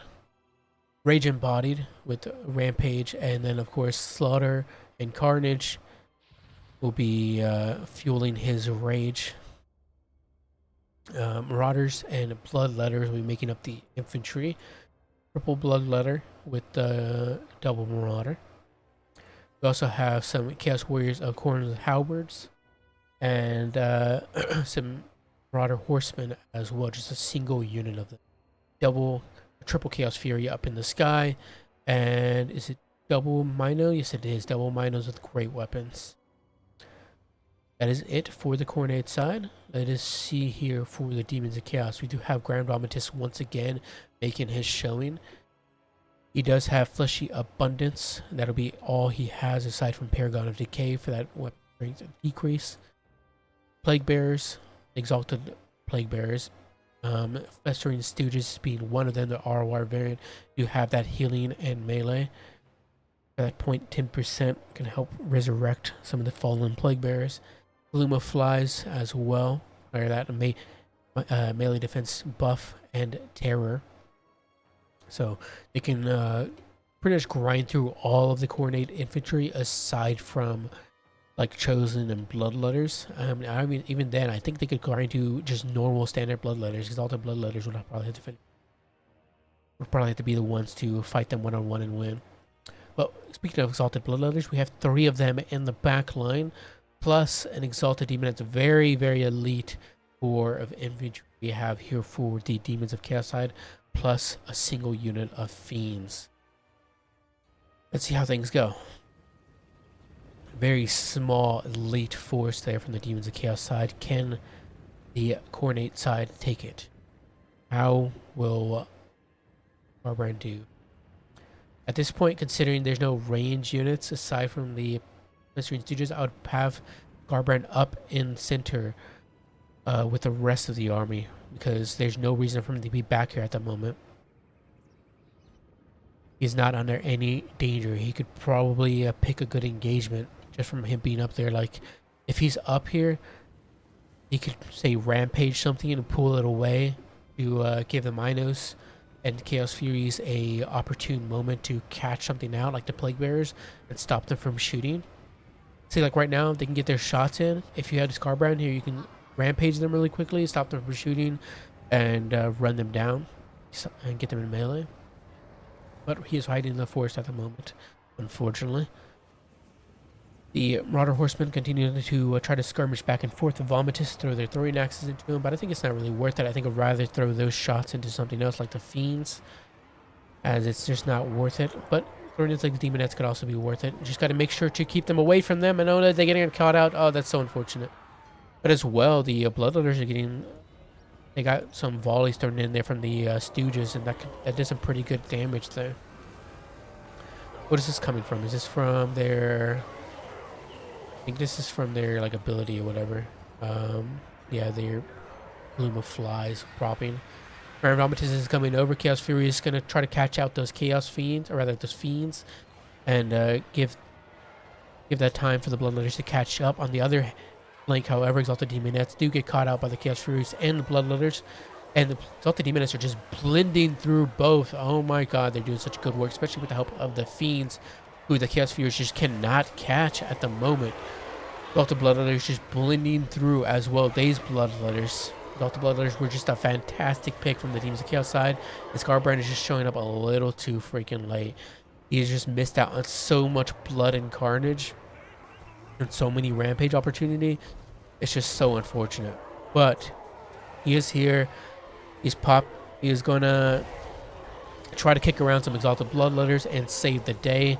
I don't know if the Minos will be able to do it. But yeah, they definitely need to be on the Fiends there. But unfortunately, they are surrounded by Exalted Bloodletters and Plague Bearers. Horsemen continue to throw in their throwing axes. But again, for a different target, probably you just continue shooting at Baron Vomitus if need be, because the Bloodletters just aren't worth shooting at. Or the Fiends. Fiends and Baron Vomitus are pretty much your only opportune choices for the throwing axes. Minos need to come back and get on top of these Fiends with the help of the Chaos Furies, presumably. We have enough Fleshy Abundance coming in. Overcasted, going to be going down on top of the Exalted Demonettes, and that is a beautiful choice there, as they are doing such incredible work, up to 127 kills. And how much value we're looking at.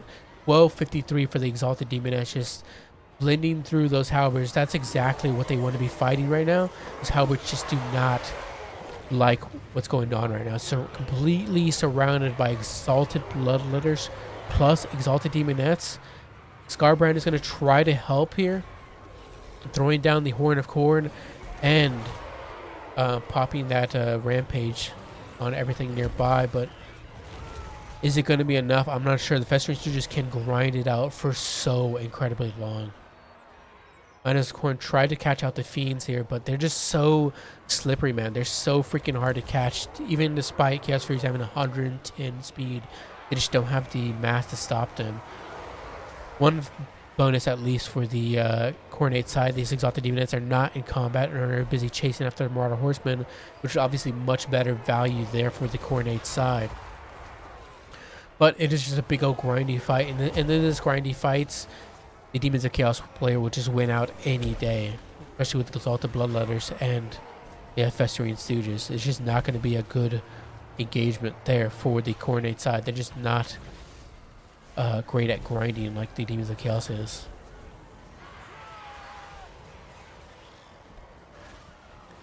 Slowly but surely, Scarbrand is being whittled down, and the army losses will kick in.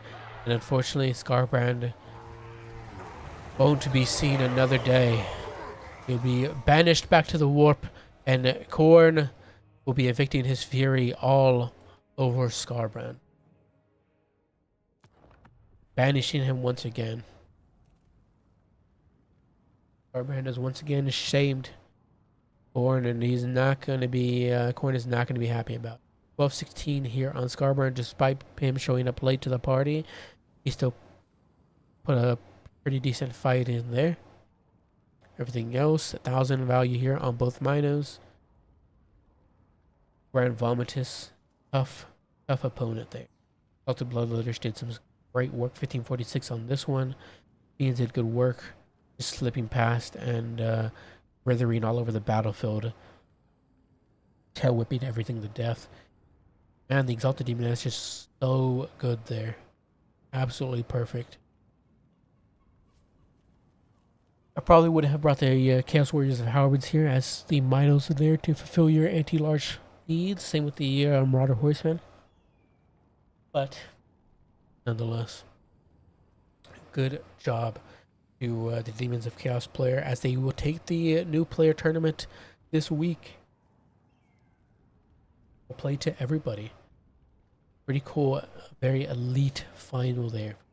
Chaos, nice showing. Thank you guys to everybody for playing and for bringing such wonderful matches. I'll be casting the replays now and going over those. First one up, we got Random Cuban versus Temu Shin. Random Cuban bringing not the Hailstorm Rocket Battery this time, instead bringing the Carolborg Greatswords, which is pretty cool. Random Cuban deciding that those Hailstorms are just not good enough for the Emperor, and is going to decide to bring the Emperor's Finest this time instead.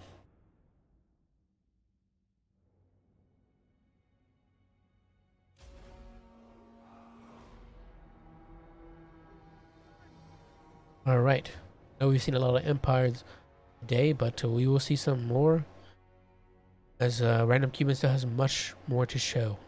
Galmaraz and Riken Moonfang will be brought with the Emperor of Mankind, as I always tell Naruto. And he is going to be on Deathclaw.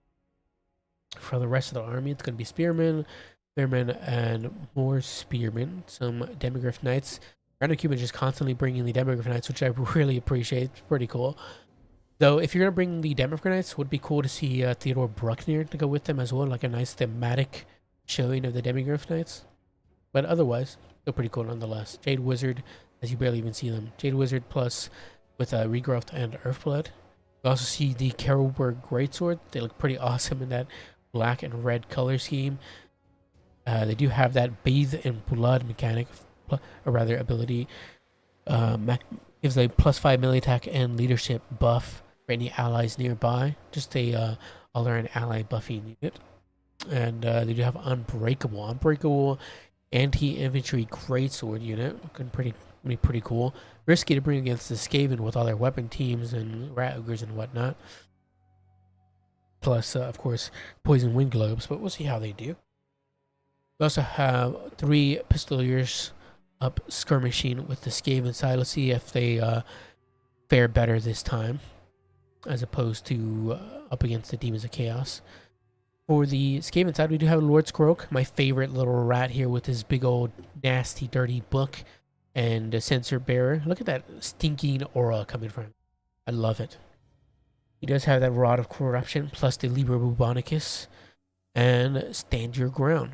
As for spells, it's just going to be Plague and Vermintide. Plague is pretty bad, I gotta say, but I think it's very cool, the animation for it. Or of Pestilence for that -5 melee attack debuff. And then we have 2 freaking Chieftains on Bone Rippers. I haven't seen this since like Warhammer 2 days. This is like a very common tactic, was bringing a Chieftain on a Bone Ripper plus another. But what they have is Skaven Brew. Do both of them have it? Yes, they do. Pack a pretty punch there against any single entities that the Empire has. It could be Karl Franz or just Cav in general. We also have the Warplock, single unit of Warplock Giselles, Depth Globe Bombardiers.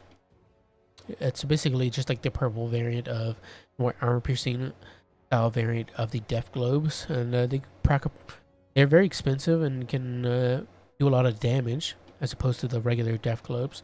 But obviously, you just got to be careful with them as you only bring in 1.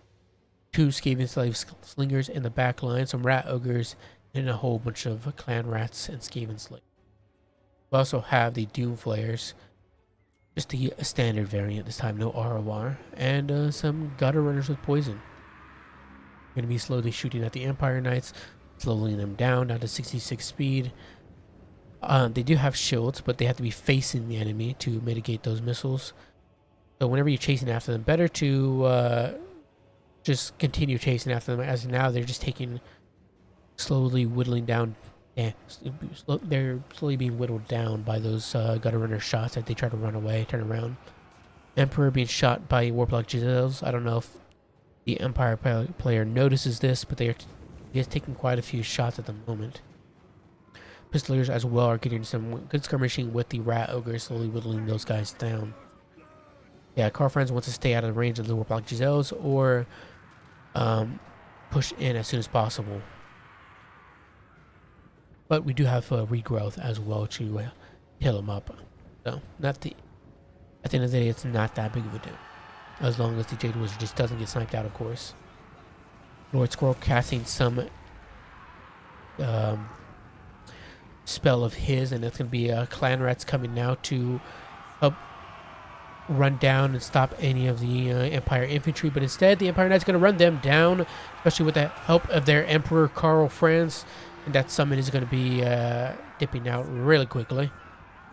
Raw Dark Friends are going to be able to get a nice little squeeze-in charge there on the Warplock Giselles and shut those guys down. Will there be any support from the Skaven side? I'm not sure, but the Warplock Giselles definitely need it, as they're now being finished off very, very quickly, now terrified, and there they go, running off. They might end up shattering as well. We'll see. Liber Bonicus going down on Karl Franz, doing a bit of damage, but we do have a regrowth. Going to be topping him up and probably healing back up some of that damage that took. Demon Slave just being blended apart by those Caraborn Greatswords. Just no match for the Emperor's finest. Gutter Runners not really shooting anything at the moment. Definitely need to find a target to shoot at, as they are not. They're just doing nothing at the moment. Providing no support. Demogryph Knights getting rear charge there on those Rat Ogres. And going to do some pretty good work. They're probably going to send those guys running here soon. And they're terror routed thanks to the Emperor himself. And so not going to be looking good for the Skaven side. Another Rod of Corruption going down. They're doing some pretty good work against the Caraborn Greatswords, but it does finish. And he definitely wants to stay away from the Emperor. But, you know, he's a brave little rat. Maybe he thinks he's going to be good enough with the aid of the chieftains to take him down. Plague goes down, and it doesn't do all that much, but it does look cool. That little Plague Priest just showing plague-ridden spells to those around him. The Empire Knights are going to come over to help support and get rid of these Gutter Runners. Though it's obviously better to go after the other one instead, and that's exactly what they're going to do. Karl Franz is just getting circle beaten right now by Squirrel, but obviously I would rather Squirrel not be in a fight with Emperor Karl Franz, but every time Karl Franz goes after Lord Squirrel, the Bone Rippers are getting hits in his flank. So Demogryph Knights are going to come around and try to aid out in that fight with Squirrel and knock him a few feet away from the man himself. So in a way, they did support, not doing damage, but still knocking him away from the Emperor. Emperor Knight's going to get a nasty little side charge there on the Clan Rats, just running them over. Doing some pretty good damage there on that initial charge. Pistoliers shooting in right now at the moment into the Doom Flayers. And Emperor is just grinding things out. These Bone Raptors, these chieftains, proving no match. Especially considering it's only one just fighting at the moment. The other one needs to be sent back in. Their orders have been dropped. Need to be sent back in to aid in that fight. But yeah, overall, it's just going to go a lot better for the Emperor side. Now that the World Altar Griffites are there, or the Demogryph Knights are there. But I say that we do have some Clan Rats that can drag down those Demogryph Knights, and they're slowly doing so. And the order for the other chieftain finally got sent in to help aid in that fight against the Karl Franz himself. They do have some pretty good damage values as well, attacking values as well, 50, 40, and 410. Unfortunately, one does get routed off, terrified, but can come back, and he does come back. But he is down to 2200 HP at the moment. Pistoliers continue firing in and might be able to finish him off slowly but surely. Especially if he gets caught in a fight with Spearman, and he does, and he's kind of wavering, and yeah, the armor losses does kick in, and the Emperor takes it.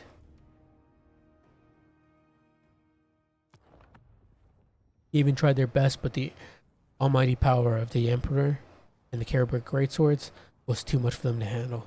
I like how they, after all of that, they only got 234 value because it's just cheap, crappy clan rats in Skaven's life, so they have nothing really to blend through.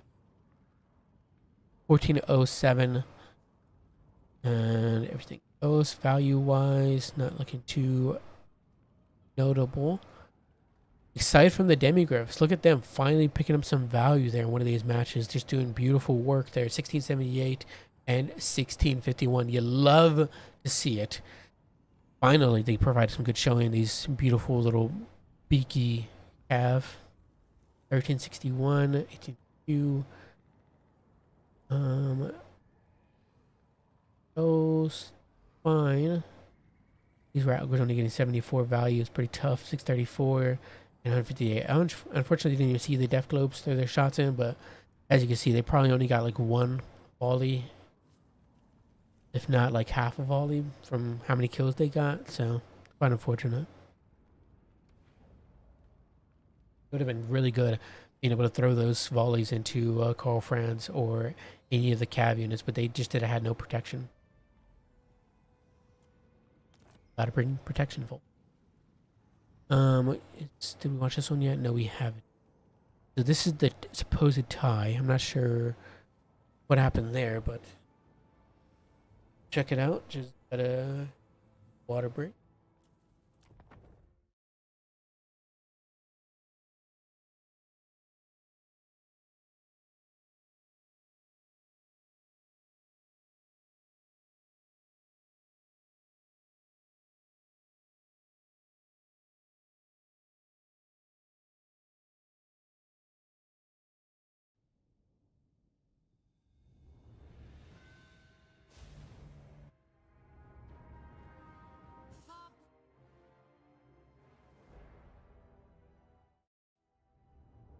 All right, we are back. Got water in me. Henry Lamassif and Paladin, so it'll be double Paladin and Fae percent will be. We have double Paladin and Fae taking on the green skins. And what does the Fae have? She has Chalice of Potions and Regrowth plus Earth Blood. We have double Knights Errant on the right hand flank along with some Grail Knights. With the rest of the army, it's just going to be a whole bunch of men at arms with polearms and peasant mobs. We also have 3 peasant bowmen with fire arrows, some more Grail Knights on the left hand side, and that'll seem to be it. For the greenskin side, we do have, once again, the Night Goblin War Boss showing his face, Tormentor Sword, Side of the Bad Moon, and Fermented Fungi, plus an Orc Shaman with the Skull Wand of Kaloth.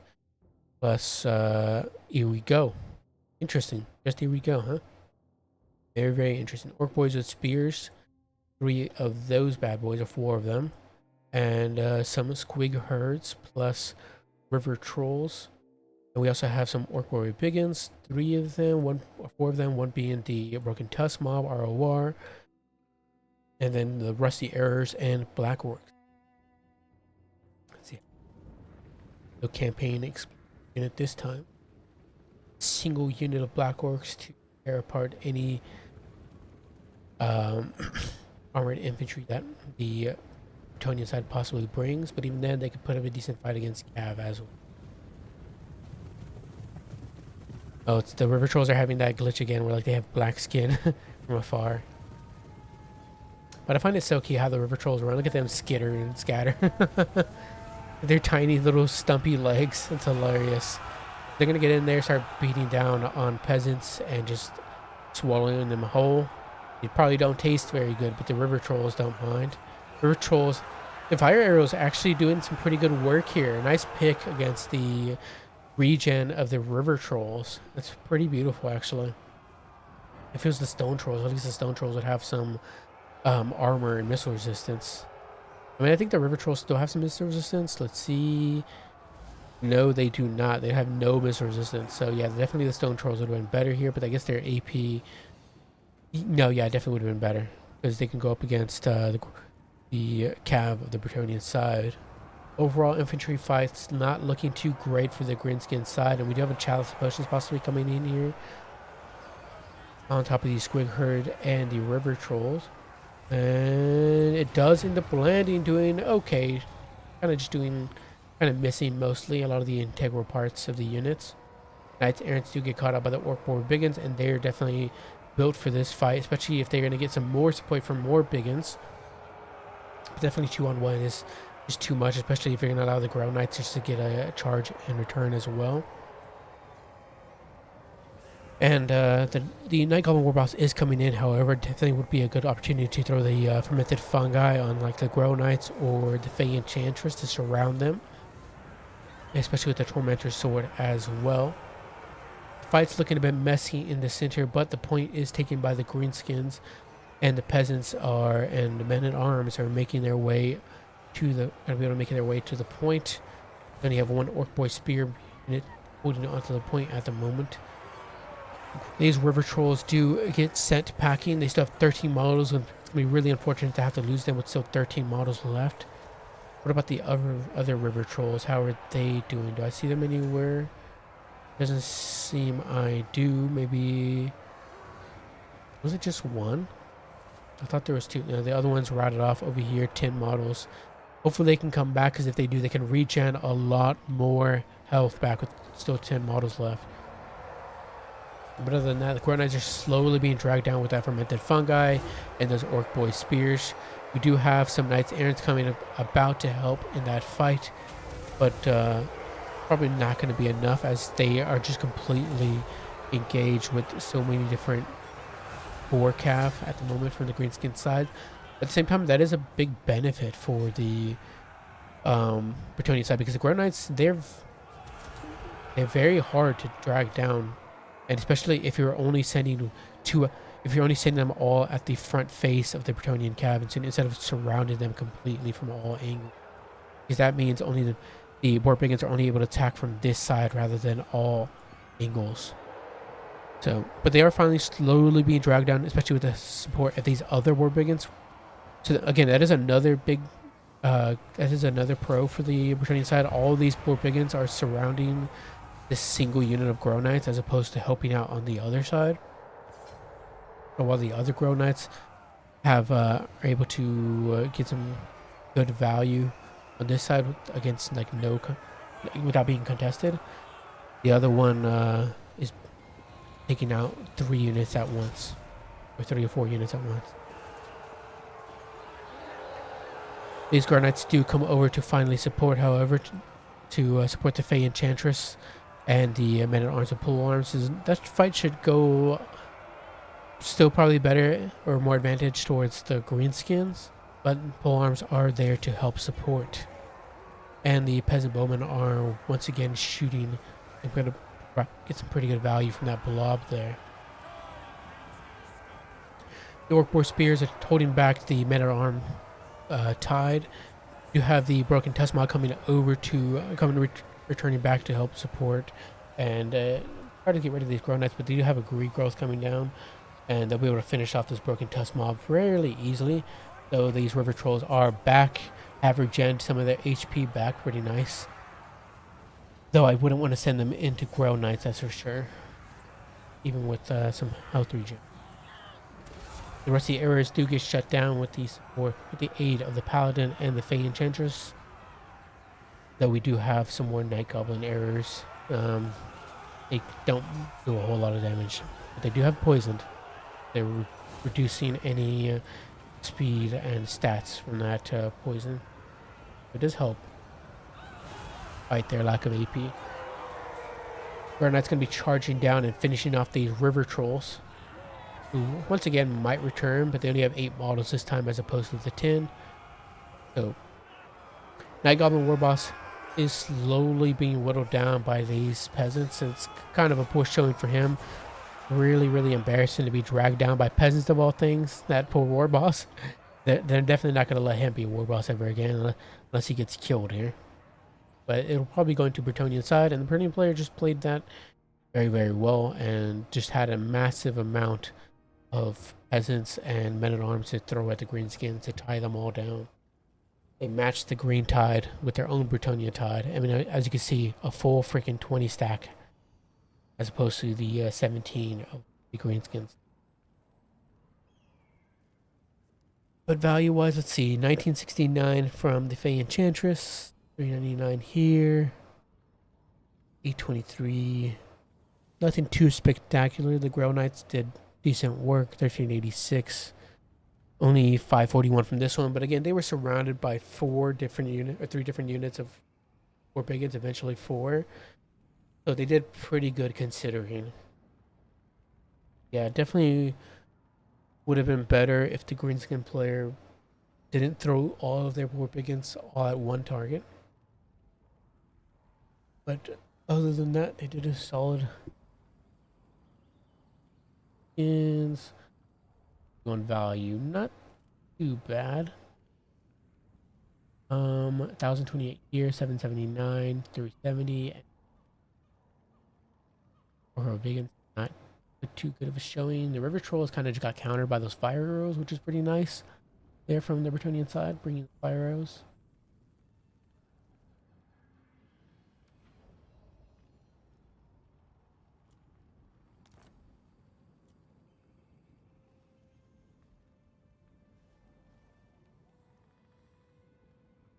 Before we step into some more, I'm just going to take a little break and I'll be right back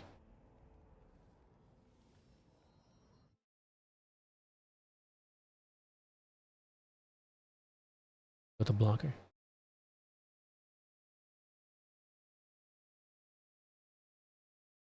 Yeah, I'll be right back.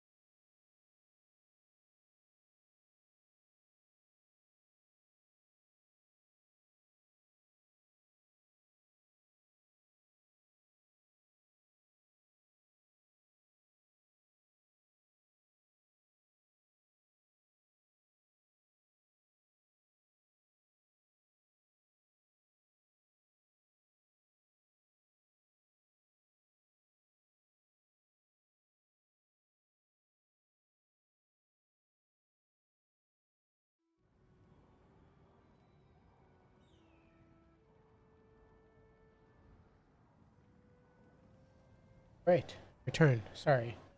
Just realized I forgot to leave you guys off. That's the game where I beat you yet. There's so many of those replays that I don't know what you're talking about.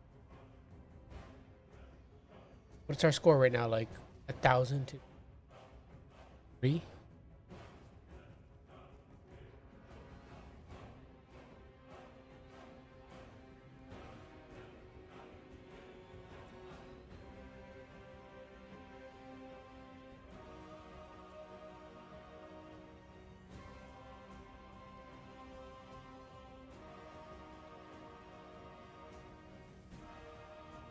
There we go.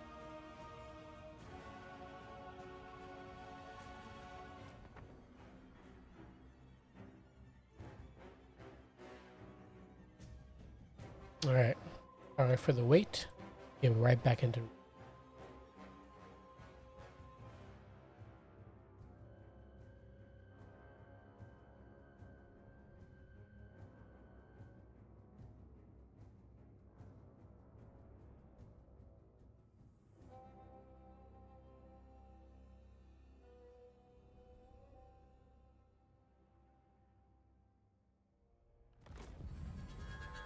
I don't know why streaming makes me super sleepy. Sleep. This is our calling. This is our blessing. Yeah? That you're saying, Nardia? Okay. We have the Demons of Chaos with Fleshy Abundance and a Exalted Great Unclean One, which is pretty cool. Has Voted Stench for that -8 leadership for any enemies in a nearby range. Cool. I love this guy. Like, I love the freaking Nurgling that's inside the bell. I love that he uses the bell for a weapon. I love the flails and chains that he uses to beat the crap out of his enemies. He's just very great. I just wish they weren't so freaking expensive and so squishy. But still very cool. Other than that, Chaos Furies, a whole bunch of them in the sky, 3 of them stacked. We also have double freaking Changebringer. I also don't know what the heck that icon is for them. Like, how are you supposed to tell what that is? Like a bird or something? And like something in the background, like a hand? Like, what the heck is that supposed to be? The rest of these are identifiable. You have Furies, you have Exalted, Plague Bearers, and then you have Nurglings, and then you have whatever the heck that is. We also have Karanak as well, who does have his net, presumably. Yeah, Prey of the Blood God, Karanak's Howl, and then this Hunter and Brass Collar of Bloody Vengeance. I don't even think you could take it. Either way, Brass Collar, Bloody Vengeance, anti-mech, no abilities. Ability. Exalted Changer, whatever they're called. Exalted Keep. With Seductive Glory, Pavane, and Soul Siphon, plus Glamour of Slanesh for that -5 melee attack. And then we have Feasting on Fear, of course, where he heals, where they heal on enemies wavering nearby for routing. We also have Double Fiends on both flanks.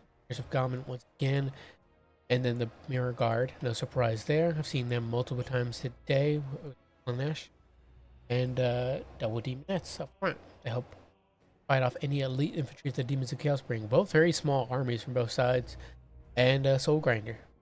Yeah, this is the most action Soul Grinders have seen in quite a while. But the Changebringers get a nasty little volley there on the Soul Grinder, doing some pretty good damage, honestly, for going up against a single entity. Bad. But Festering Stooges get their volleys in on those Devoted Marauders, do some good work, especially on the Demonettes as well. What the Demonettes are going to have quite a terrible time there.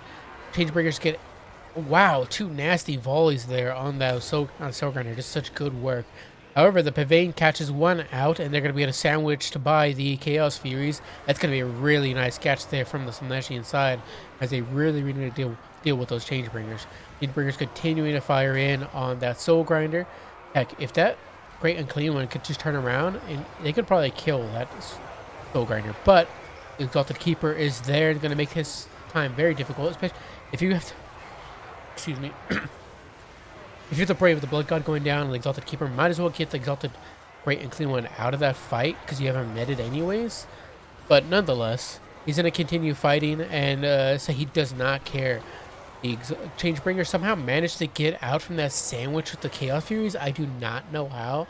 That is freaking incredible. That is actually aggravating for the Slanesh player. But yeah, look at this Crossfire just doing deadly work into that Exalted Keeper of Secrets. My god, those Changebringers are so deadly.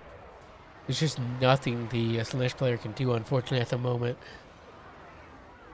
But we do have, what is this? Pavane going down, hitting those Changebringers once again. Maybe the Slanesh player can catch them out. We'll see. The Bringers of Gammon are here. They could probably kill them if they do it fast enough.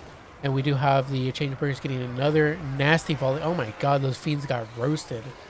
They didn't lose any models, but they took quite a bit of health damage from that. Oh man, the Keeper of Secrets. That poor shield. What is that shield gonna do for you, buddy? That's not doing anything. Oh no. Roasted Keeper of Secrets for dinner.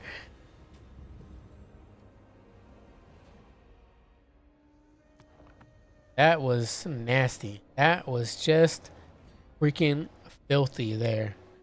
Man, 1041 from the Great Unclean One, 934, 757, 1681, and 2752. My god, the Chainbringer is so good at sniping out single entities.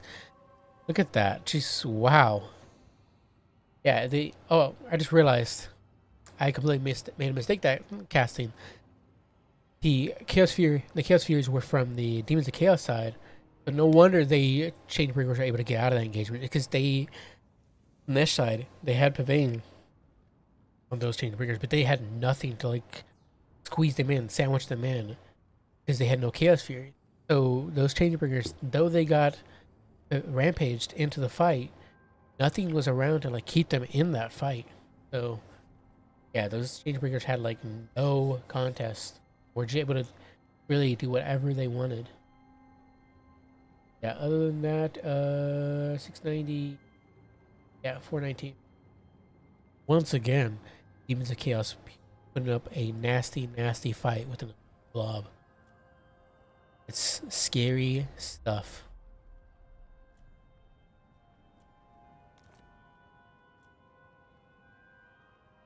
Now we have more. Should we go for more Empire? No, we've seen a lot of Empire today. How about Skaven versus Skaven action? I don't know. I'm not really a huge fan of Mirror. They have a lot of Bretonnian and Chaos left. My god.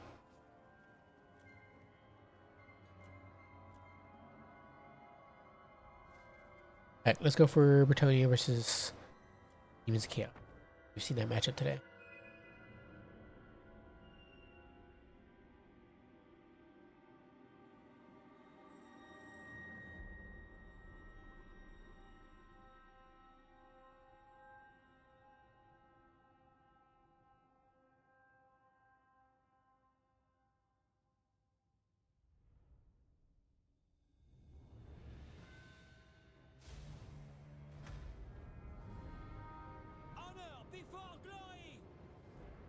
Alright. Forgot to pause that music the last time. I'm sure I wasn't like totally swarmed by that music. Over talking me. Over what words? How words? I don't know.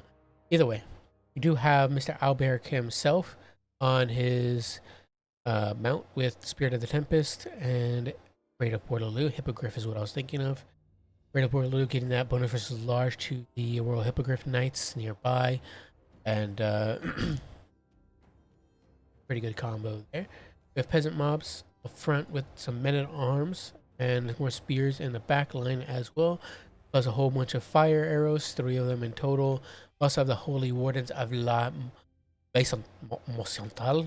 I don't know. Mociontal. They're freaking French people when they're made up words. They have ITP, immune to contact effects, and fantastic melee stats. We also have Peasant Mob as well. Icon of Devotion, and of course, it's just gonna help keep these peasants in the fight.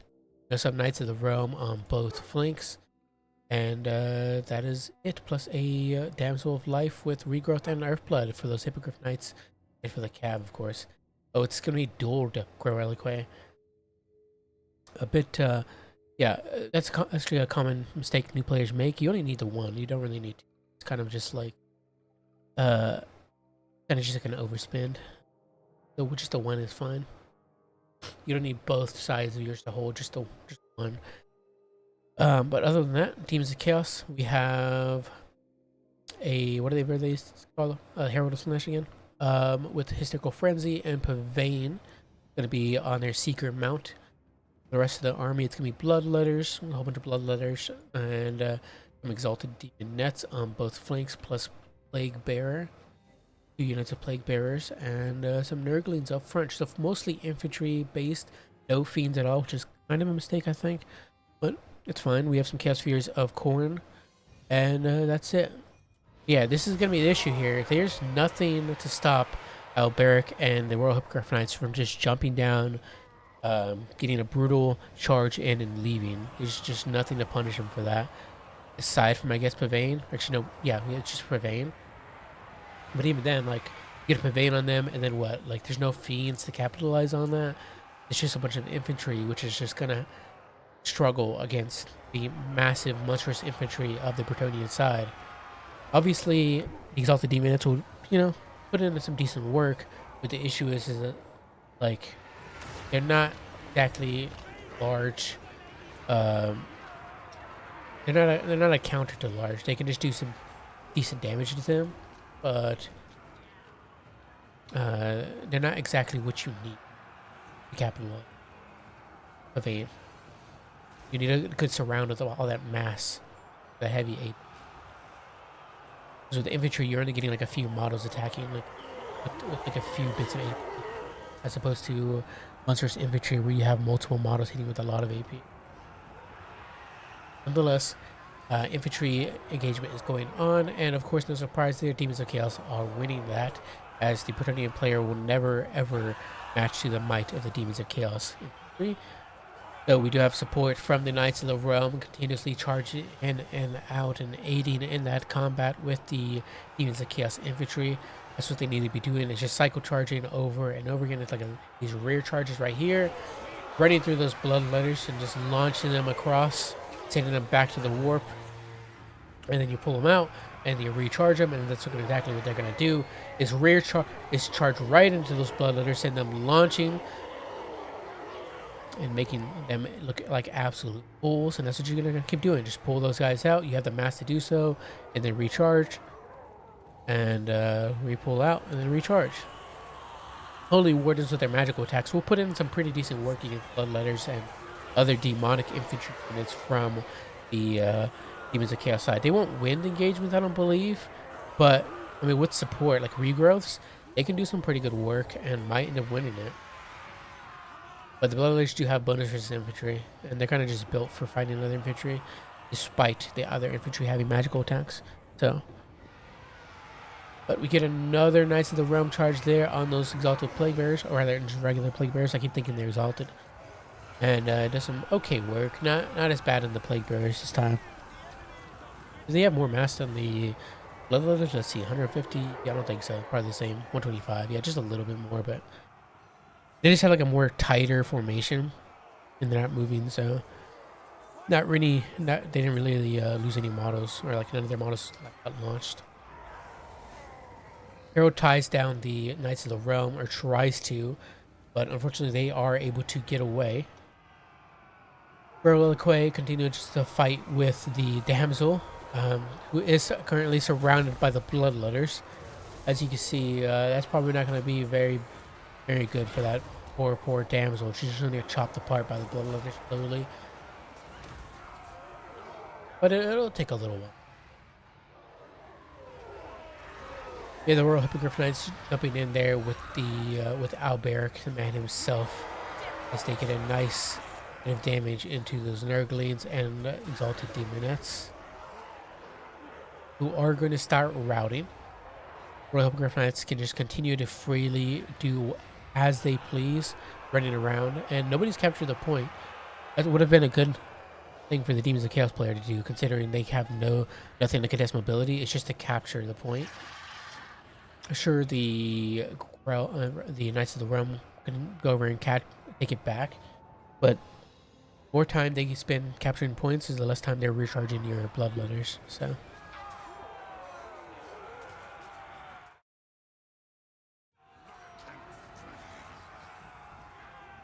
yeah, it's just a slow grinding mess right now as they get another charge in there. Another beautiful charge in there from the Knights of the Realm. And yeah, pretty much Alberic and the Hippogriff Knights are just going to be able to solo the rest of this army, honestly. There's nothing to contest them. And nothing at all to be able to kill those Hippogriff Knights. Even if Alberic was brought down, Hippogriff Knights are just going to be too much of a hassle.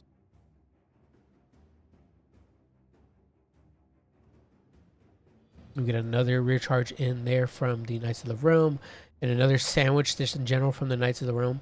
Both of them charging in at once. And yeah, Army's Loss is going to start kicking in. And there goes the Herald.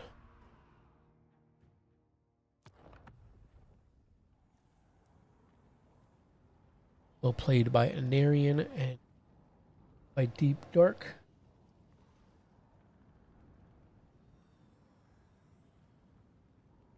Look at the values. 1040 here on Alberic. I'm presuming that most of the value is Hippogriff Knights. We have 1319 from the Holy Wardens. That's pretty nice. 1745, 878 from the Knights of the Realm, and 2514 from Hippogriff Knights. Pretty good. Yeah, they did most of the heavy lifting. I suppose the damsel as well, you know, the hills, but she doesn't count. Those 1384 on the Exalted Demoness. They did pretty good work. Bloodletters as well, mostly just chopping through peasants. Yeah, I definitely wouldn't bring this many bloodletters. Just the massive amount of cav that are just gonna run them over, and the anti-infantry AP is not gonna really help too much.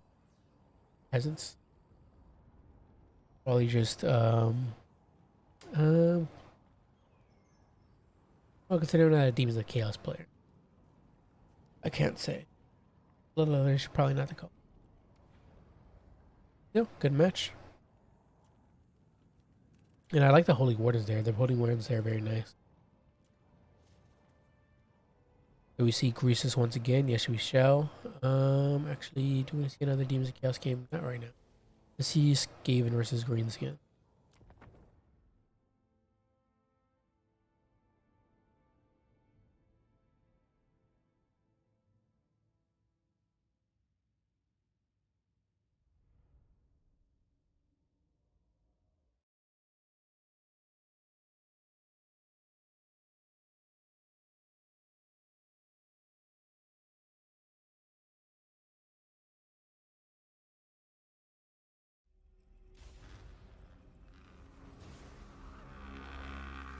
All right. For the Skaven side, we do have Lord Squirrel himself once again. Stand Your Ground, the Robonicus, Rod of Corruption, Pestilent Breath, and Vermintide. For the rest of the army, it's going to be Skaven Slaves with some Stormvermin Halberds, Eshin Triads on both flanks as well. Bonus versus large anti-large AP specialized infantry that deal with cav and whatnot, slow them down with the Weeping Blades, or rather reduce their armor with Weeping Blades, and just kind of like slow them down with the I think they have an ability for that. It's not, but they do have concealment wands, so they can ambush any like large targets. And plus, they are also right now you can't see them; they're concealed. Packmaster with Shock Collar, and they do have regen on that mount. So, pretty durable fighter at 50, 30, and 413. Pretty solid fighter. We also have It Can Zap, the ROR Warp Lightning Cannon. Pretty good at wiping out large targets. Also has that, like, zap condition, but it's only a 10-second cooldown increase. Not too bad. Gutter runners on both flanks, along with some more rat ogres and Skaven slave spears. Also some poison wind globes as well, 2 of them. You can't play Skaven without some poison wind globes. For the greenskin side, we do have a Scarsnick with, is it just fermented fungi? Yes, it is. And give the rest of the army. Orc boys will be the front line with some orc boys with spears. The back with some orc biggins, plus the rusty arrows for the ranged, and savage orc arrow boys. We also have a giant river troll hag with spirit leech and doom and darkness, plus that life leeching for some more reserves. Other than that, Star Machine, we have a Goblin Wolf Rider archers, 2 of them, plus 2 Goblin Wolf Riders to support them. Move on. Oh, but I mentioned the River Trolls, but the River Trolls are here, just a single unit. You can zap just continuing to shoot at the River Trollhagen. It's a good target. It knocks her over on occasion though, so some of those other shots just don't connect, unfortunately. But it does give her an increased cooldown, and they do have that bonus versus large, so which she is. There's another shot going downtown, and somehow managed to miss all freaking 4. But let's move things up a little bit, speed things up. The gutter runner is going for a few shots, but the orc boys do have bronze shields, so the Ikit Zap is kind of unprotected aside from these single units of rat ogres, so just gotta be careful there. Pestilent Breath going down that line of Wolf Rider archers and does some pretty good job there actually, and then you get a Rod of Corruption on both. That's a really nice catch there. It's not a tremendous amount of value, but catching out both those skirmishing units helps out a lot with the mobility game. Just shutting down the mobility of Skaven, or rather of the greenskins, is pretty good. Poison Wave Globes going in there, throwing their volleys and then running back, doing some pretty good damage to those orc boys. We have River Trolls coming in. There's just Swamp Fangs and River Trolls, so it is 2 River Trolls. I don't know how I missed that, but yeah, they're gonna get in there, start beating down on those poor Skaven slaves and just tearing them apart, rolling dirty. Oh my god, look at that. More Poison Wind Glow volleys going in there on the Savage Orc Airboys, and she's absolutely deleting them. Hello, my god, they're gone. They have like a quarter of their HP left after that volley. And then we have another Poison Wind Globe doing some friendly fire there on the Eshin Triads, rather than the Storm Vermins, those poor Storm Vermins. Speaking of Eshin Triads, they are buried underneath Orc Biggins at the moment, which is quite unfortunate. This is not what they want to be doing. They want to be on top of those Swamp Fangs, but I guess we do have the Storm Vermin dealing with them. Yeah, definitely don't want that specialized anti-large sneaky unit to be dealing with that. If we want this, them elsewhere. Poison Wind Globes turning around, running back, trying to get away from the rest of the Greenskins infantry. We have the Packmaster going after Scarsnick. I think that's a big mistake there, because Scarsnick is not a bad fighter. He has bonus versus large and poison plus decent melee. So that's 48-55. Packmaster is kind of chewing off more than he can take on, because he could possibly win that fight, but it'd be extremely close. And if you're going to do that, might as well throw Stroke in there as well to aid. But we do have another Pestilent Breath running down those arrow boys and doing some pretty solid damage. We have a Vermintide coming down somewhere, I thought I heard. But I may have misheard, I'm not sure. Or no, it's these guys right. Yeah, these guys got something in, and they're just helping out with that fight against the Orc Boys' spears. Another Poison Wind Glow Volley, just absolutely tearing apart these arrow boys. Oh my god, I feel so bad for them. Definitely need to stay out of range of those Poison Wind Globes. Orc Boys making their way over. Arrow Boys definitely need to pull out from that and stay away from those Poison Wind Globes. The Goblin Wolf Riders continue to be chased down by the Rat Ogres and Skaven Slaves, unfortunately for them, not coming back. The Orc Boys continue to do nothing. They're kind of just been forgotten about, unfortunately. Ikit Zap still shooting and are unfortunately not on guard mode, and are continuing to chase after the Giant River Troll Hag, trying to snipe her out. I think I'd rather switch targets over to like the Swamp Fangs, but the River Troll Hag is still a pretty good shot. And that was pretty nice. That initial shot knocked her over, and the other shot still managed to hit her while she was being knocked down, which is pretty good. That was a very lucky shot. The reason I said go after the Swamp Fangs is because there's just multiple river trolls to have to be able to hit rather than just the one. So it's a much easier chance, obviously. Much higher chance to hit them, obviously, but it's doing pretty good right now. Keeping it consistent on the river troll hag. She's wavering, and once she leaves, there's no more magic left for the green skin. You have Doom and Darkness going down on top of the Storm Vermin. I think I would have overcasted it. I think overcasting it does what? Let's see.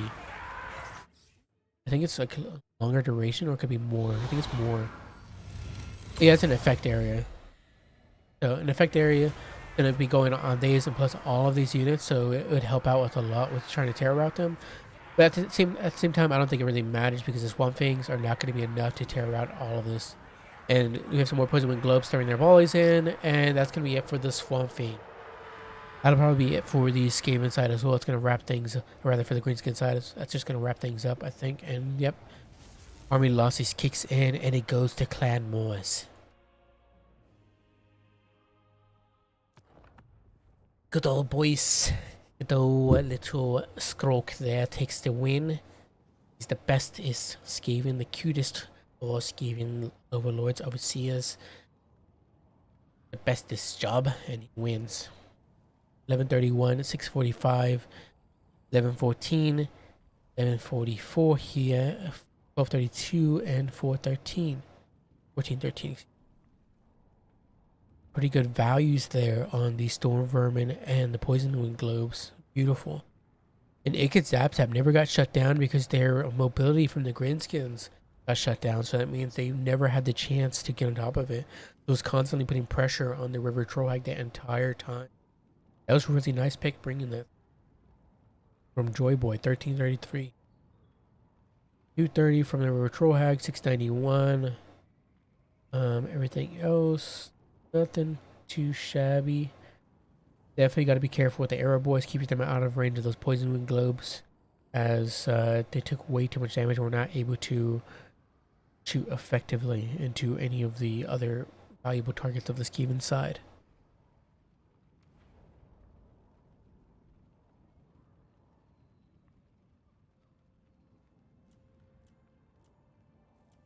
Let's see. Here's Skaven versus that out.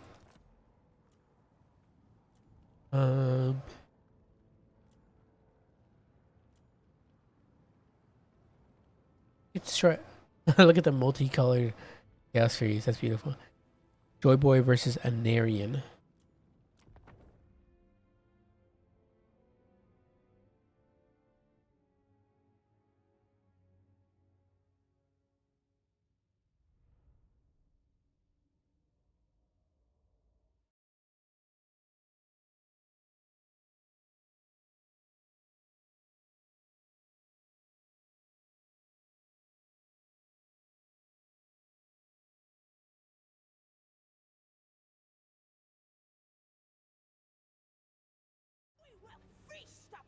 All right. Yeah, Harold. Shut up. Gerardo de Slanesh. I think Joyboy Spanish. So I got sent a Spanish replay. Pavane of Slanesh and Hysterical Frenzy. We also have they're also on a Seeker. And then Bloodletters of Corn. 4 of them in total, as if there's Bloodletters of Siege. That'd be funny. But Nurglings as well for the front line. We also have Exalted Demon Nets on both flanks. We're seeing a lot of Exalted Demon Nets today. With double... Also just seeing, in general, lots of freaking demons. Like, what the heck's going on, guys? Where's all the mortal factions? Come on. Chaos Furies in the air, 2 of them. And then 2 Plague Toads. We also have more Chaos Furies up vanguarded up front. 1 of Zinch, 1 of Corn, and then 1 of Nurgle, and a plain one, or some Slanesh one. We have all of them, right? Yeah. We have every color of the rainbow there in the Chaos Furies. Oh, and multicolored Chaos Furies. Imagine using... Yeah, Lord's Croak will be leading the Skaven faction. We have Stand Your Ground, Rod of Corruption, and Leroy Bonicus once again. The bestest rat of all rats is here once again to deal with the demon incursion. We have Pestilent Breath and Vermintide. Is it Yeah, it's breath, right? I thought it was birth for some reason. um, yeah, Vermintide. The rest of the army, it's going to be Skaven slaves and night runners with some more rat ogres and plague monk sensor bearers, which, as we said, is going to be really good against demonic factions with their magical attacks. But the AP is kind of wasted as they pretty much have no armor. So, aside from that, Soul Vermin with halberds and plague monks. We also have Gorich, the man himself, with the Sword of Anti-Heroes. That's about it. But he is a pretty good fighter. Nice at chewing through infantry. And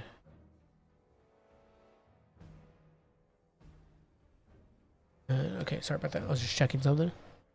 Okay. And yeah, let's get right into it. No mobility from the Skaven side. Just gonna go full infantry. Oh, we do have one wolf rat in the back, or two wolf rats actually. Deal with any Chaos Furies, I suppose, but they are actually going to be dealt with by the Chaos Furies themselves quite swiftly. A nice Pestilent Breath going down on the Bloodletters, doing some okay damage, just a little chip damage. Infantry is going to engage, and obviously it's going to go a lot better for the Demons of Chaos side, as the Bloodletters are just going to tear apart any Skaven that they see. Just blend them over like butter, and especially even the Popcorn Bandits are going to have an easy time dealing with those Skaven slaves. Especially with the Plague Toads coming over. The Plague Toads are going to come over and start munching down on Skaven, but I can't imagine they taste very good. They took a bit of damage from that Rod of Corruption, however, and that was pretty nice. Gorich is here to aid as one. He will aid for sure. Like Monk Sensor Bearer is going to come over and support these Night Runners to help deal with those Chaos Furies so they can go back up and shooting again. Exalted Demonettes in a conga line, not really engaged at the moment. You have a Luber Bonicus going down on the Herald of Slanesh, slowly whittling her down. Some pure magic damage, so gonna do some pretty decent damage there.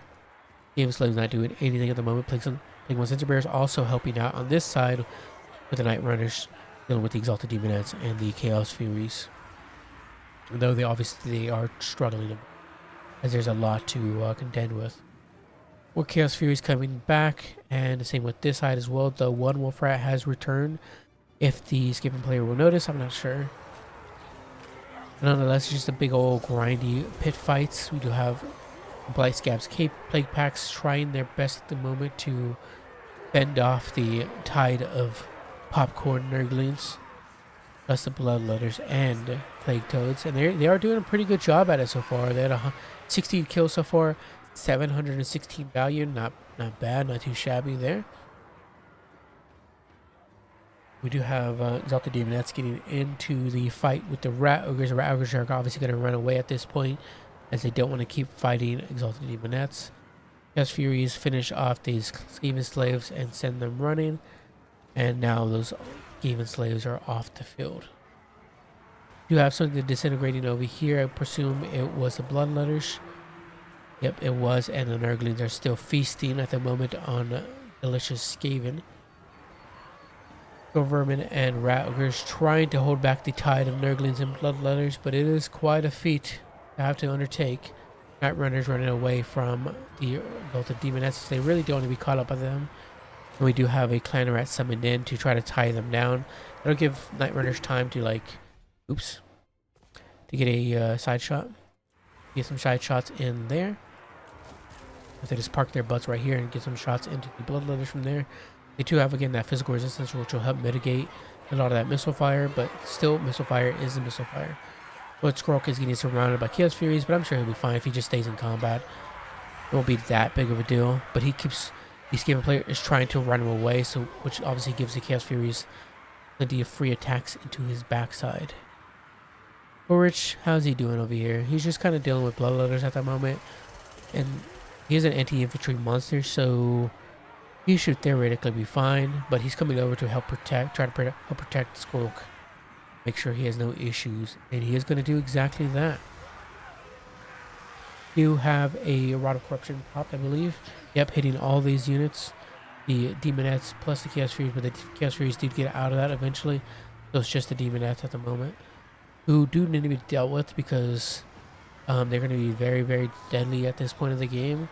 With 63 models still left. They don't have a lot of HP, But I don't know what Gorge is doing at the moment. I guess chasing after Harold, but he's never going to catch her, so it's not really worth it. Just keep him in the fight with the Exalted Demonettes or the Chaos Furies just to help deal with them.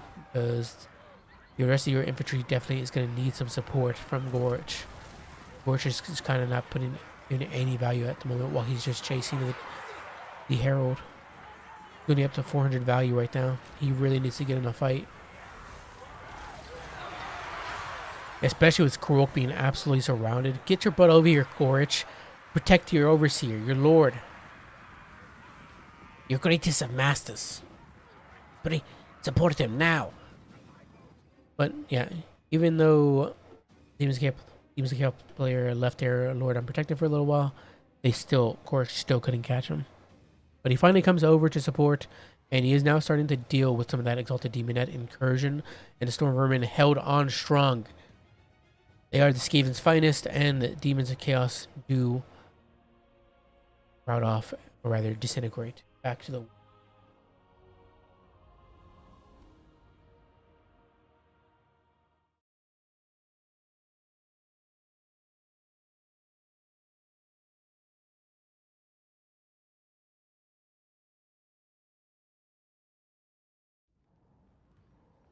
Alright, value-wise, look. 1363, 1241, 1031. Not too shabby. 1858. 1224 on the Blightscap's Plague Pack. Love to see those guys do well.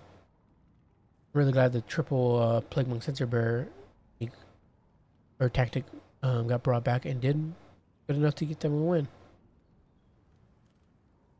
I love the Plague Monk Sensor Bearers.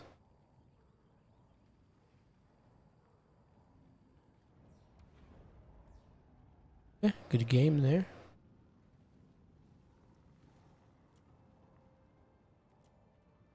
Either. I already watched it. And then which one else?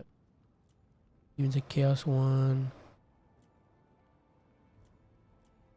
Yeah, right here.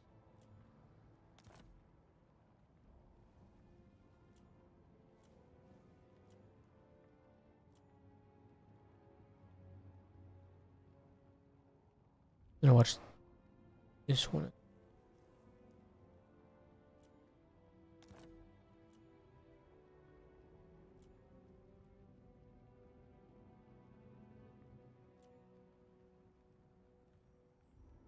All right.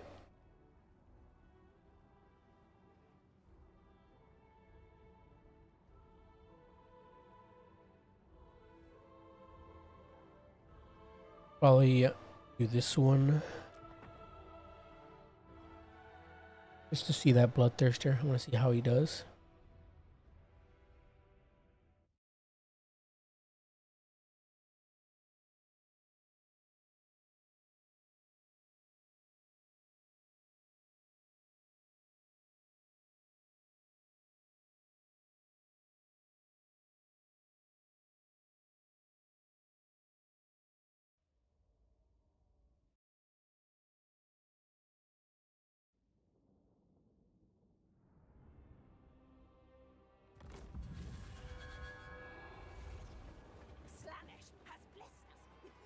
All right. There's the Helardo de Slaanesh, Pavane, and Hysterical Frenzy. And he's going to be on another Seeker. So, a whole bunch of Bloodletters and Exalted Demonettes. You guys know the works. We have Plague Toads and a Bringers of Beguilement. Or a whole bunch of Plague Toads, in fact, 4 of them. And then a Chaos Fury of Khorne, which is interesting. Khorne side, we do have Valkia, who does have Spear of Sleipnir, Demon Shield, Ease of Khorne, and the Scarlet Armor, which is pretty cool. We also have a Soul Grinder of Khorne, which is pretty crap, but I do like to see him. He's cool. Very disgusting seeing his body just like attached to his mechanization here, just stretched. I do like seeing his, excuse me. I do like seeing his little like precursor weapon, which kind of does nothing, but still looks cool. Marauders, and a single unit of Minos, plus a Bloodthirster, which I don't even see that. I don't see the application for this guy, but I'm interested to see how he does. Bloodstride of Corn. What is he? It has Gore Feast and Totem of Endless Bloodletting, right? It gives like a melee stat increase for nearby units. We also have Flesh Hounds and more Flesh Hounds. Right hand flank plus one more on the left hand. Yeah, should be a pretty straightforward game, most likely. We'll see. Speed things up a little bit. Infantry beginning to engage. We get a shot in there from the Soul Grinder. Doesn't really do much. Yeah, the Exalted Demonettes will absolutely tear apart the Marauders. No issue at all. Same with the Bloodletters. You have the Minos pushing through and absolutely devastating the Exalted Bloodletters, just throwing them about like they're ragdolls. Plague Toads do come over, however, to aid in that fight against the Marauders, and not like the Bloodletters needed it. That's the thing as well I find funny, is the Bloodletters do not need aid at all from the Plague Toads. They have the bonus for symmetry, but the Plague Toads do have mass at the very least. Yeah, the Bloodthirster's here is going to start chopping up 4 little frogs. I don't like that. I don't like you chopping up toads, buddy. I think you need to back up. That stupid big great axe of yours.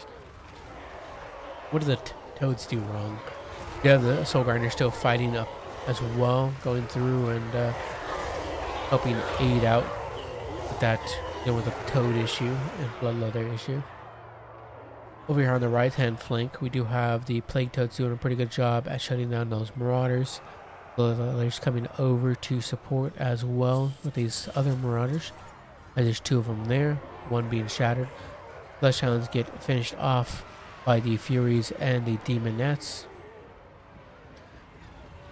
Corn doing pretty decent so far, but there's quite a bit of infantry left and Plague Toads to have to deal with. We'll see how it goes. The Exalted the Bloodthirster could be enough to deal with these Plague Toads, but I'm not sure. He doesn't really pack enough of a punch to expect a lot from him, unfortunately. And we also still have the Soul Grinder as well, so Blood Shrine is giving support to the rest of their infantry. The Bloodletter, let's see, Bloodthirster's at what? A 60 melee attack right now, which is pretty nice, but the Charmed effect obviously is reducing that, so unfortunately. You have the Bloodthirster coming over to help support this fight for Valkia, because she is surrounded at the moment by Bloodletters and Plague Toads. And she's definitely going to need some support. She's kind of just getting beaten down, just like she did in her trailer. Plague Toads helping out with these Marauders, munching on Marauders for like free real estate for them, free food. These Chaos Furies do finish off the demonic unit of the Corn side. Herald Slanesh coming over to help these Plague Toads out and deal with these Marauders. Make sure that they eat their food and chew on it rather than just swallow it whole. Don't need those Plague Toads choking it off. Bloodthirster just slowly whittling down the Plague Toad. What is his value at right now? 873. I mean, I've barely even seen him actually kill any actual Plague Toads, so we'll say that's true. Does he finally kill anything? No, he just knocks them around. Or there we go. Finally does something. He's up to 8,000 value now, finally. Yeah, it's probably going to go to the Demons of Chaos side as army loss is starting to kick in. And there we go. Bloodthirster crumbling. Instability taking him back to the war. Bloodthirster's cool, but yeah, just him and the Soul Grinder are kind of just useless in that. Kind of just in general, but still cool to see them. 1116 and 857 there, minus at 712 value. Everything else, nothing too substantial. 1207 on Valkia. Demoness just had a beautiful time. 1394 and 1399. Just Exalted Demoness in general today have been so incredible. Completely winning these games for these people. And 1519 on Exalted Bloodletters too. They have also had a good showing, Exalted Bloodletters, every time I've seen them today.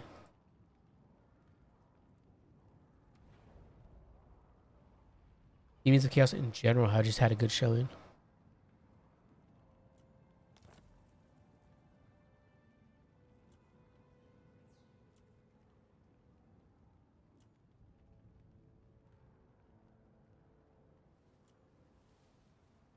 I think I already saw this one. No, I didn't see the giant actually. Sure, I'll watch this.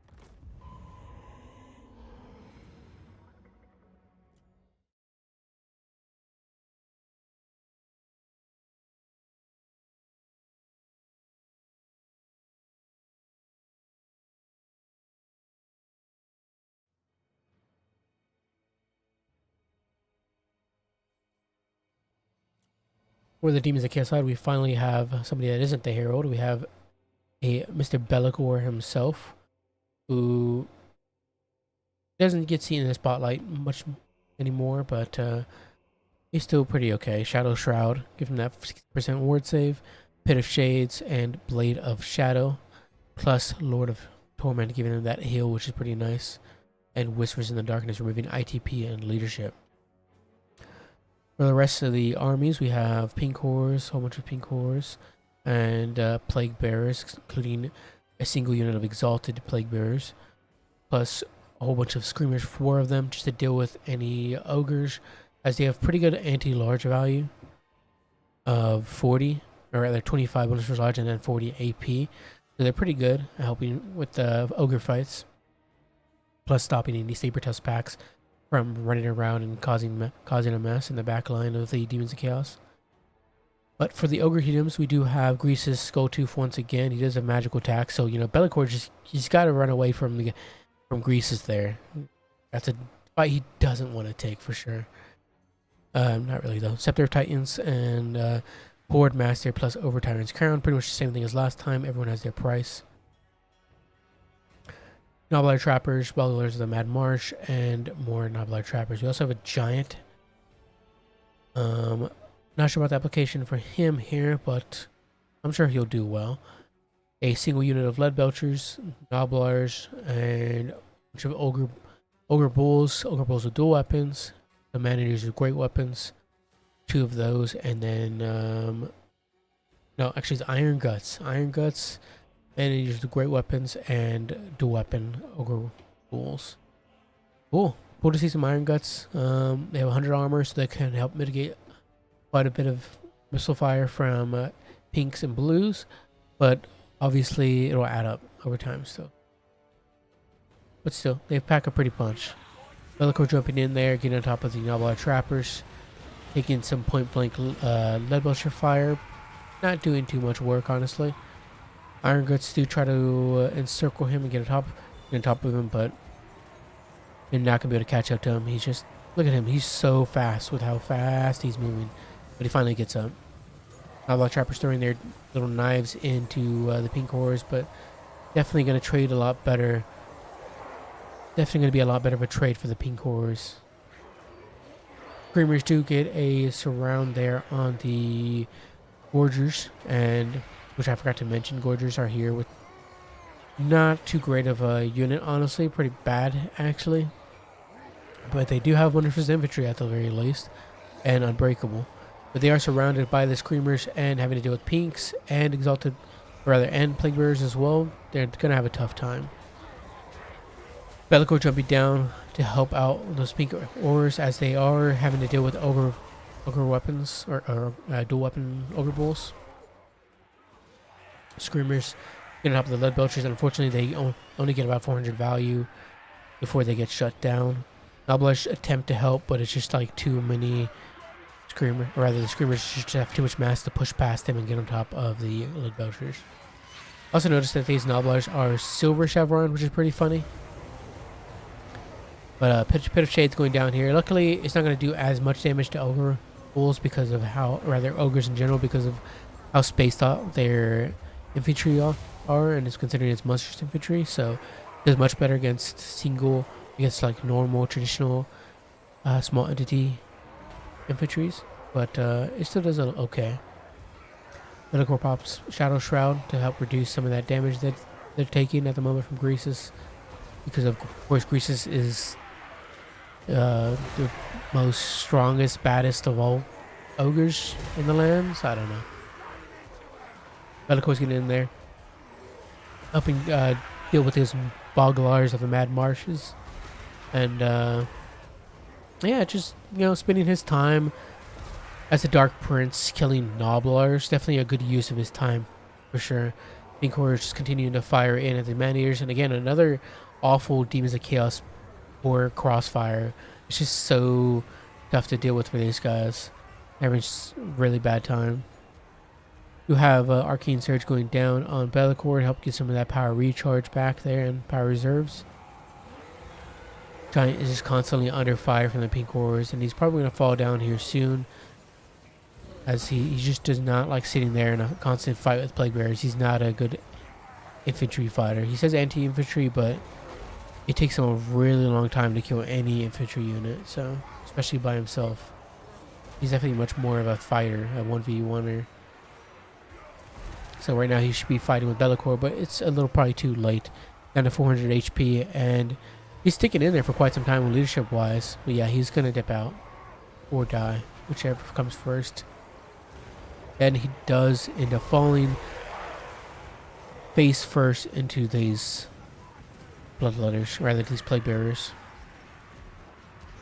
And it'll probably go into the Demons of Chaos.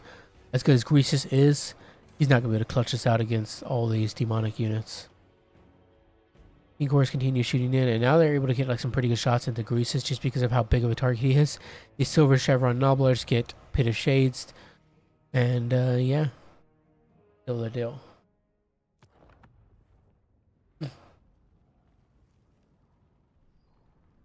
Yeah, value-wise, 1,059 on Bellicor. Everything else, Pinkor has mostly just got a lot of the value, though we do have a single unit of Screamers picking up 1,200, which is pretty nice, and 1,000 on this one. Greasus surprisingly got 1,000 value. Not bad there, Greasus. Actually putting in some work. Congratulations. 521, 982. Alright, yeah, nothing too bad. Interesting picking a giant there. Gotta have fun, gotta experiment.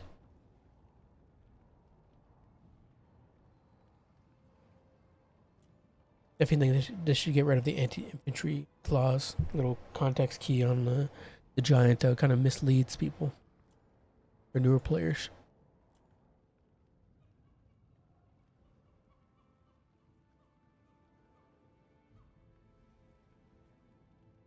But alright, I only have about 4 replays left, and I'm probably going to call it there. I'm a little tired, want to get some rest. Oh, wait, no, Cuban, hold on. I want to see these Amethyst Outriders. Actually, let's check those out real quick. I didn't see that one. I want to see those how those Outriders do. I've never seen them used in game yet.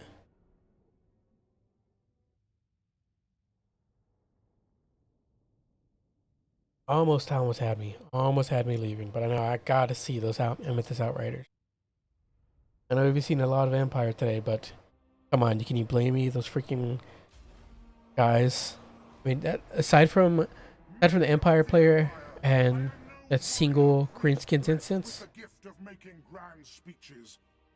For the good of the Empire, fight! Bring me victory! Yeah, we heard you, Balthazar Gelt. Anyways, aside from that one Greenskin player and that single instance in the Greenskins matchup where they had that Ragnarok Lava Spider, I've only seen the Empire player consistently bring campaign units. Why has nobody else done it? Come on. Probably because there's so many freaking demon factions.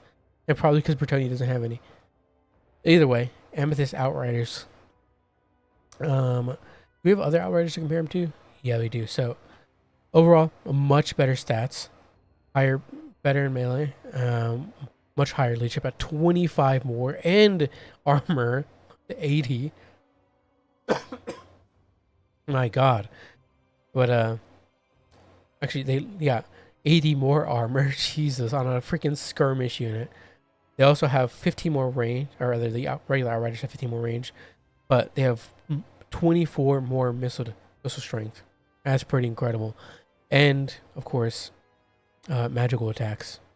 Wait, days can fire whilst moving? Yeah, they can. Oh my god. But I think both these could.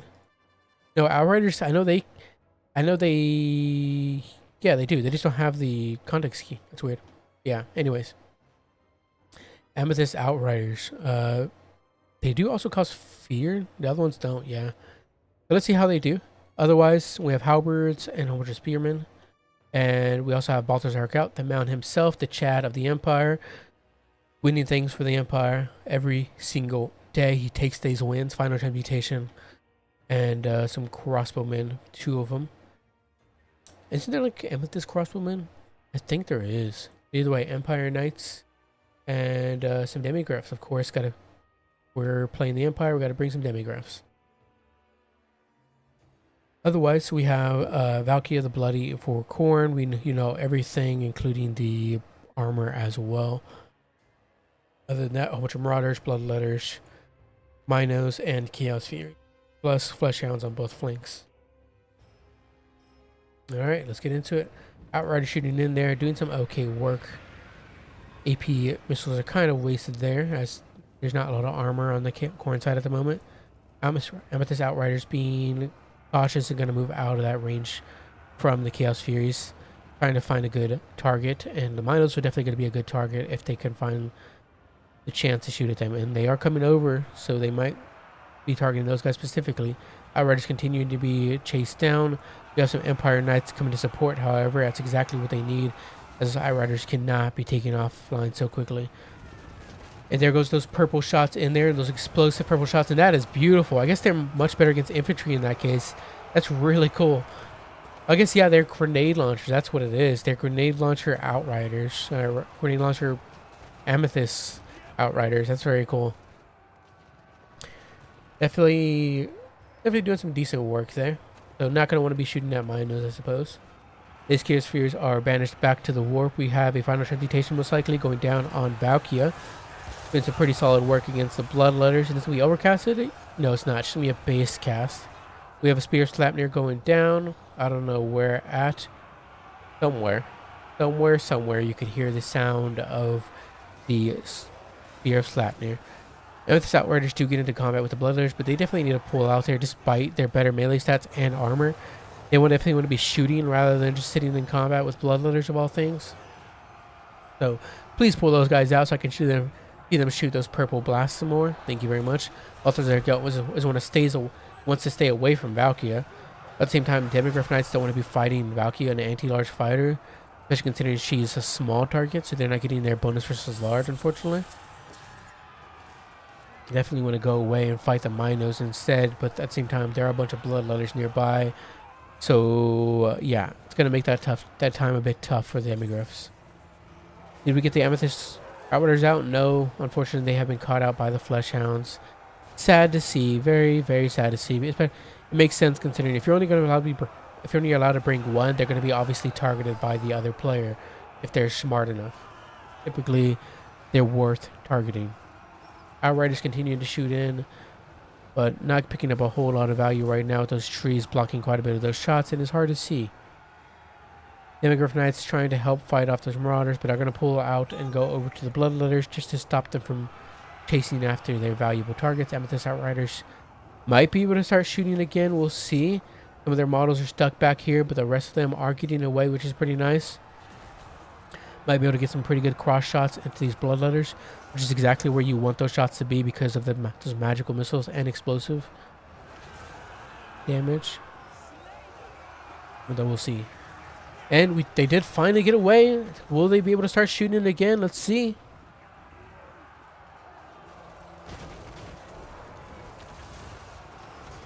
Very nice. Get some decent fire there, and getting a little crossfire between both Marauders and Bloodletters.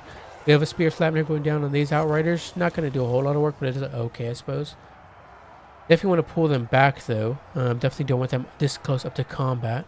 where Valkia is, because she's just going to stop them from shooting if the corn player notices. And I guess not. But we do have a blade of corn here coming down here. That could be pretty deadly. No, yeah, it's just a little too off center, so it's not going to do that much damage. But if you could shoot into these bloodletters right here, that could be pretty beautiful. A little cross shot right into their sides.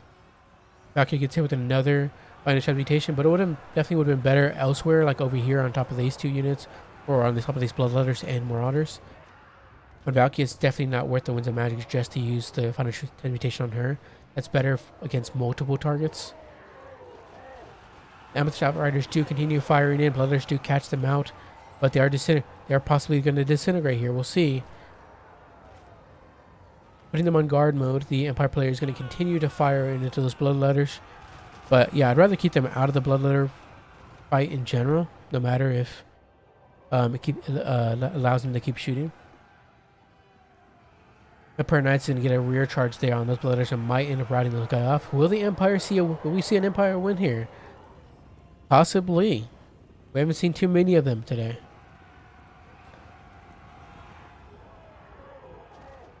The Amethyst Hellstorm was kind of just like losing the games for a lot of these Empire games. But maybe the Outriders are the right choice here.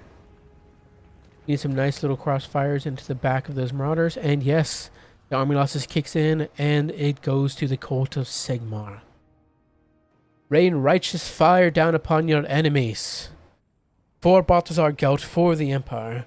And the Amethyst Grenadiers do fantastic. Okay, 860. There must be a chase log game, and that 100 armor really saved their butts a lot. Very tough to get rid of. I can't believe if a skirmish unit that much armor. That's incredible. I love it. Like giving dwarves a skirmish unit. That's hilarious. 1333, 711, 434, and 417, 948. Nothing too great in value there. The letters did fine, 960 on this one. Flash Hounds, 804 and 786 on this minor.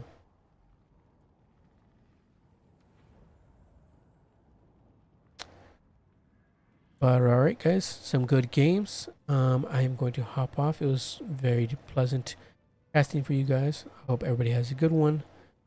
And I will catch you guys in the next one. See you later. Bye-bye.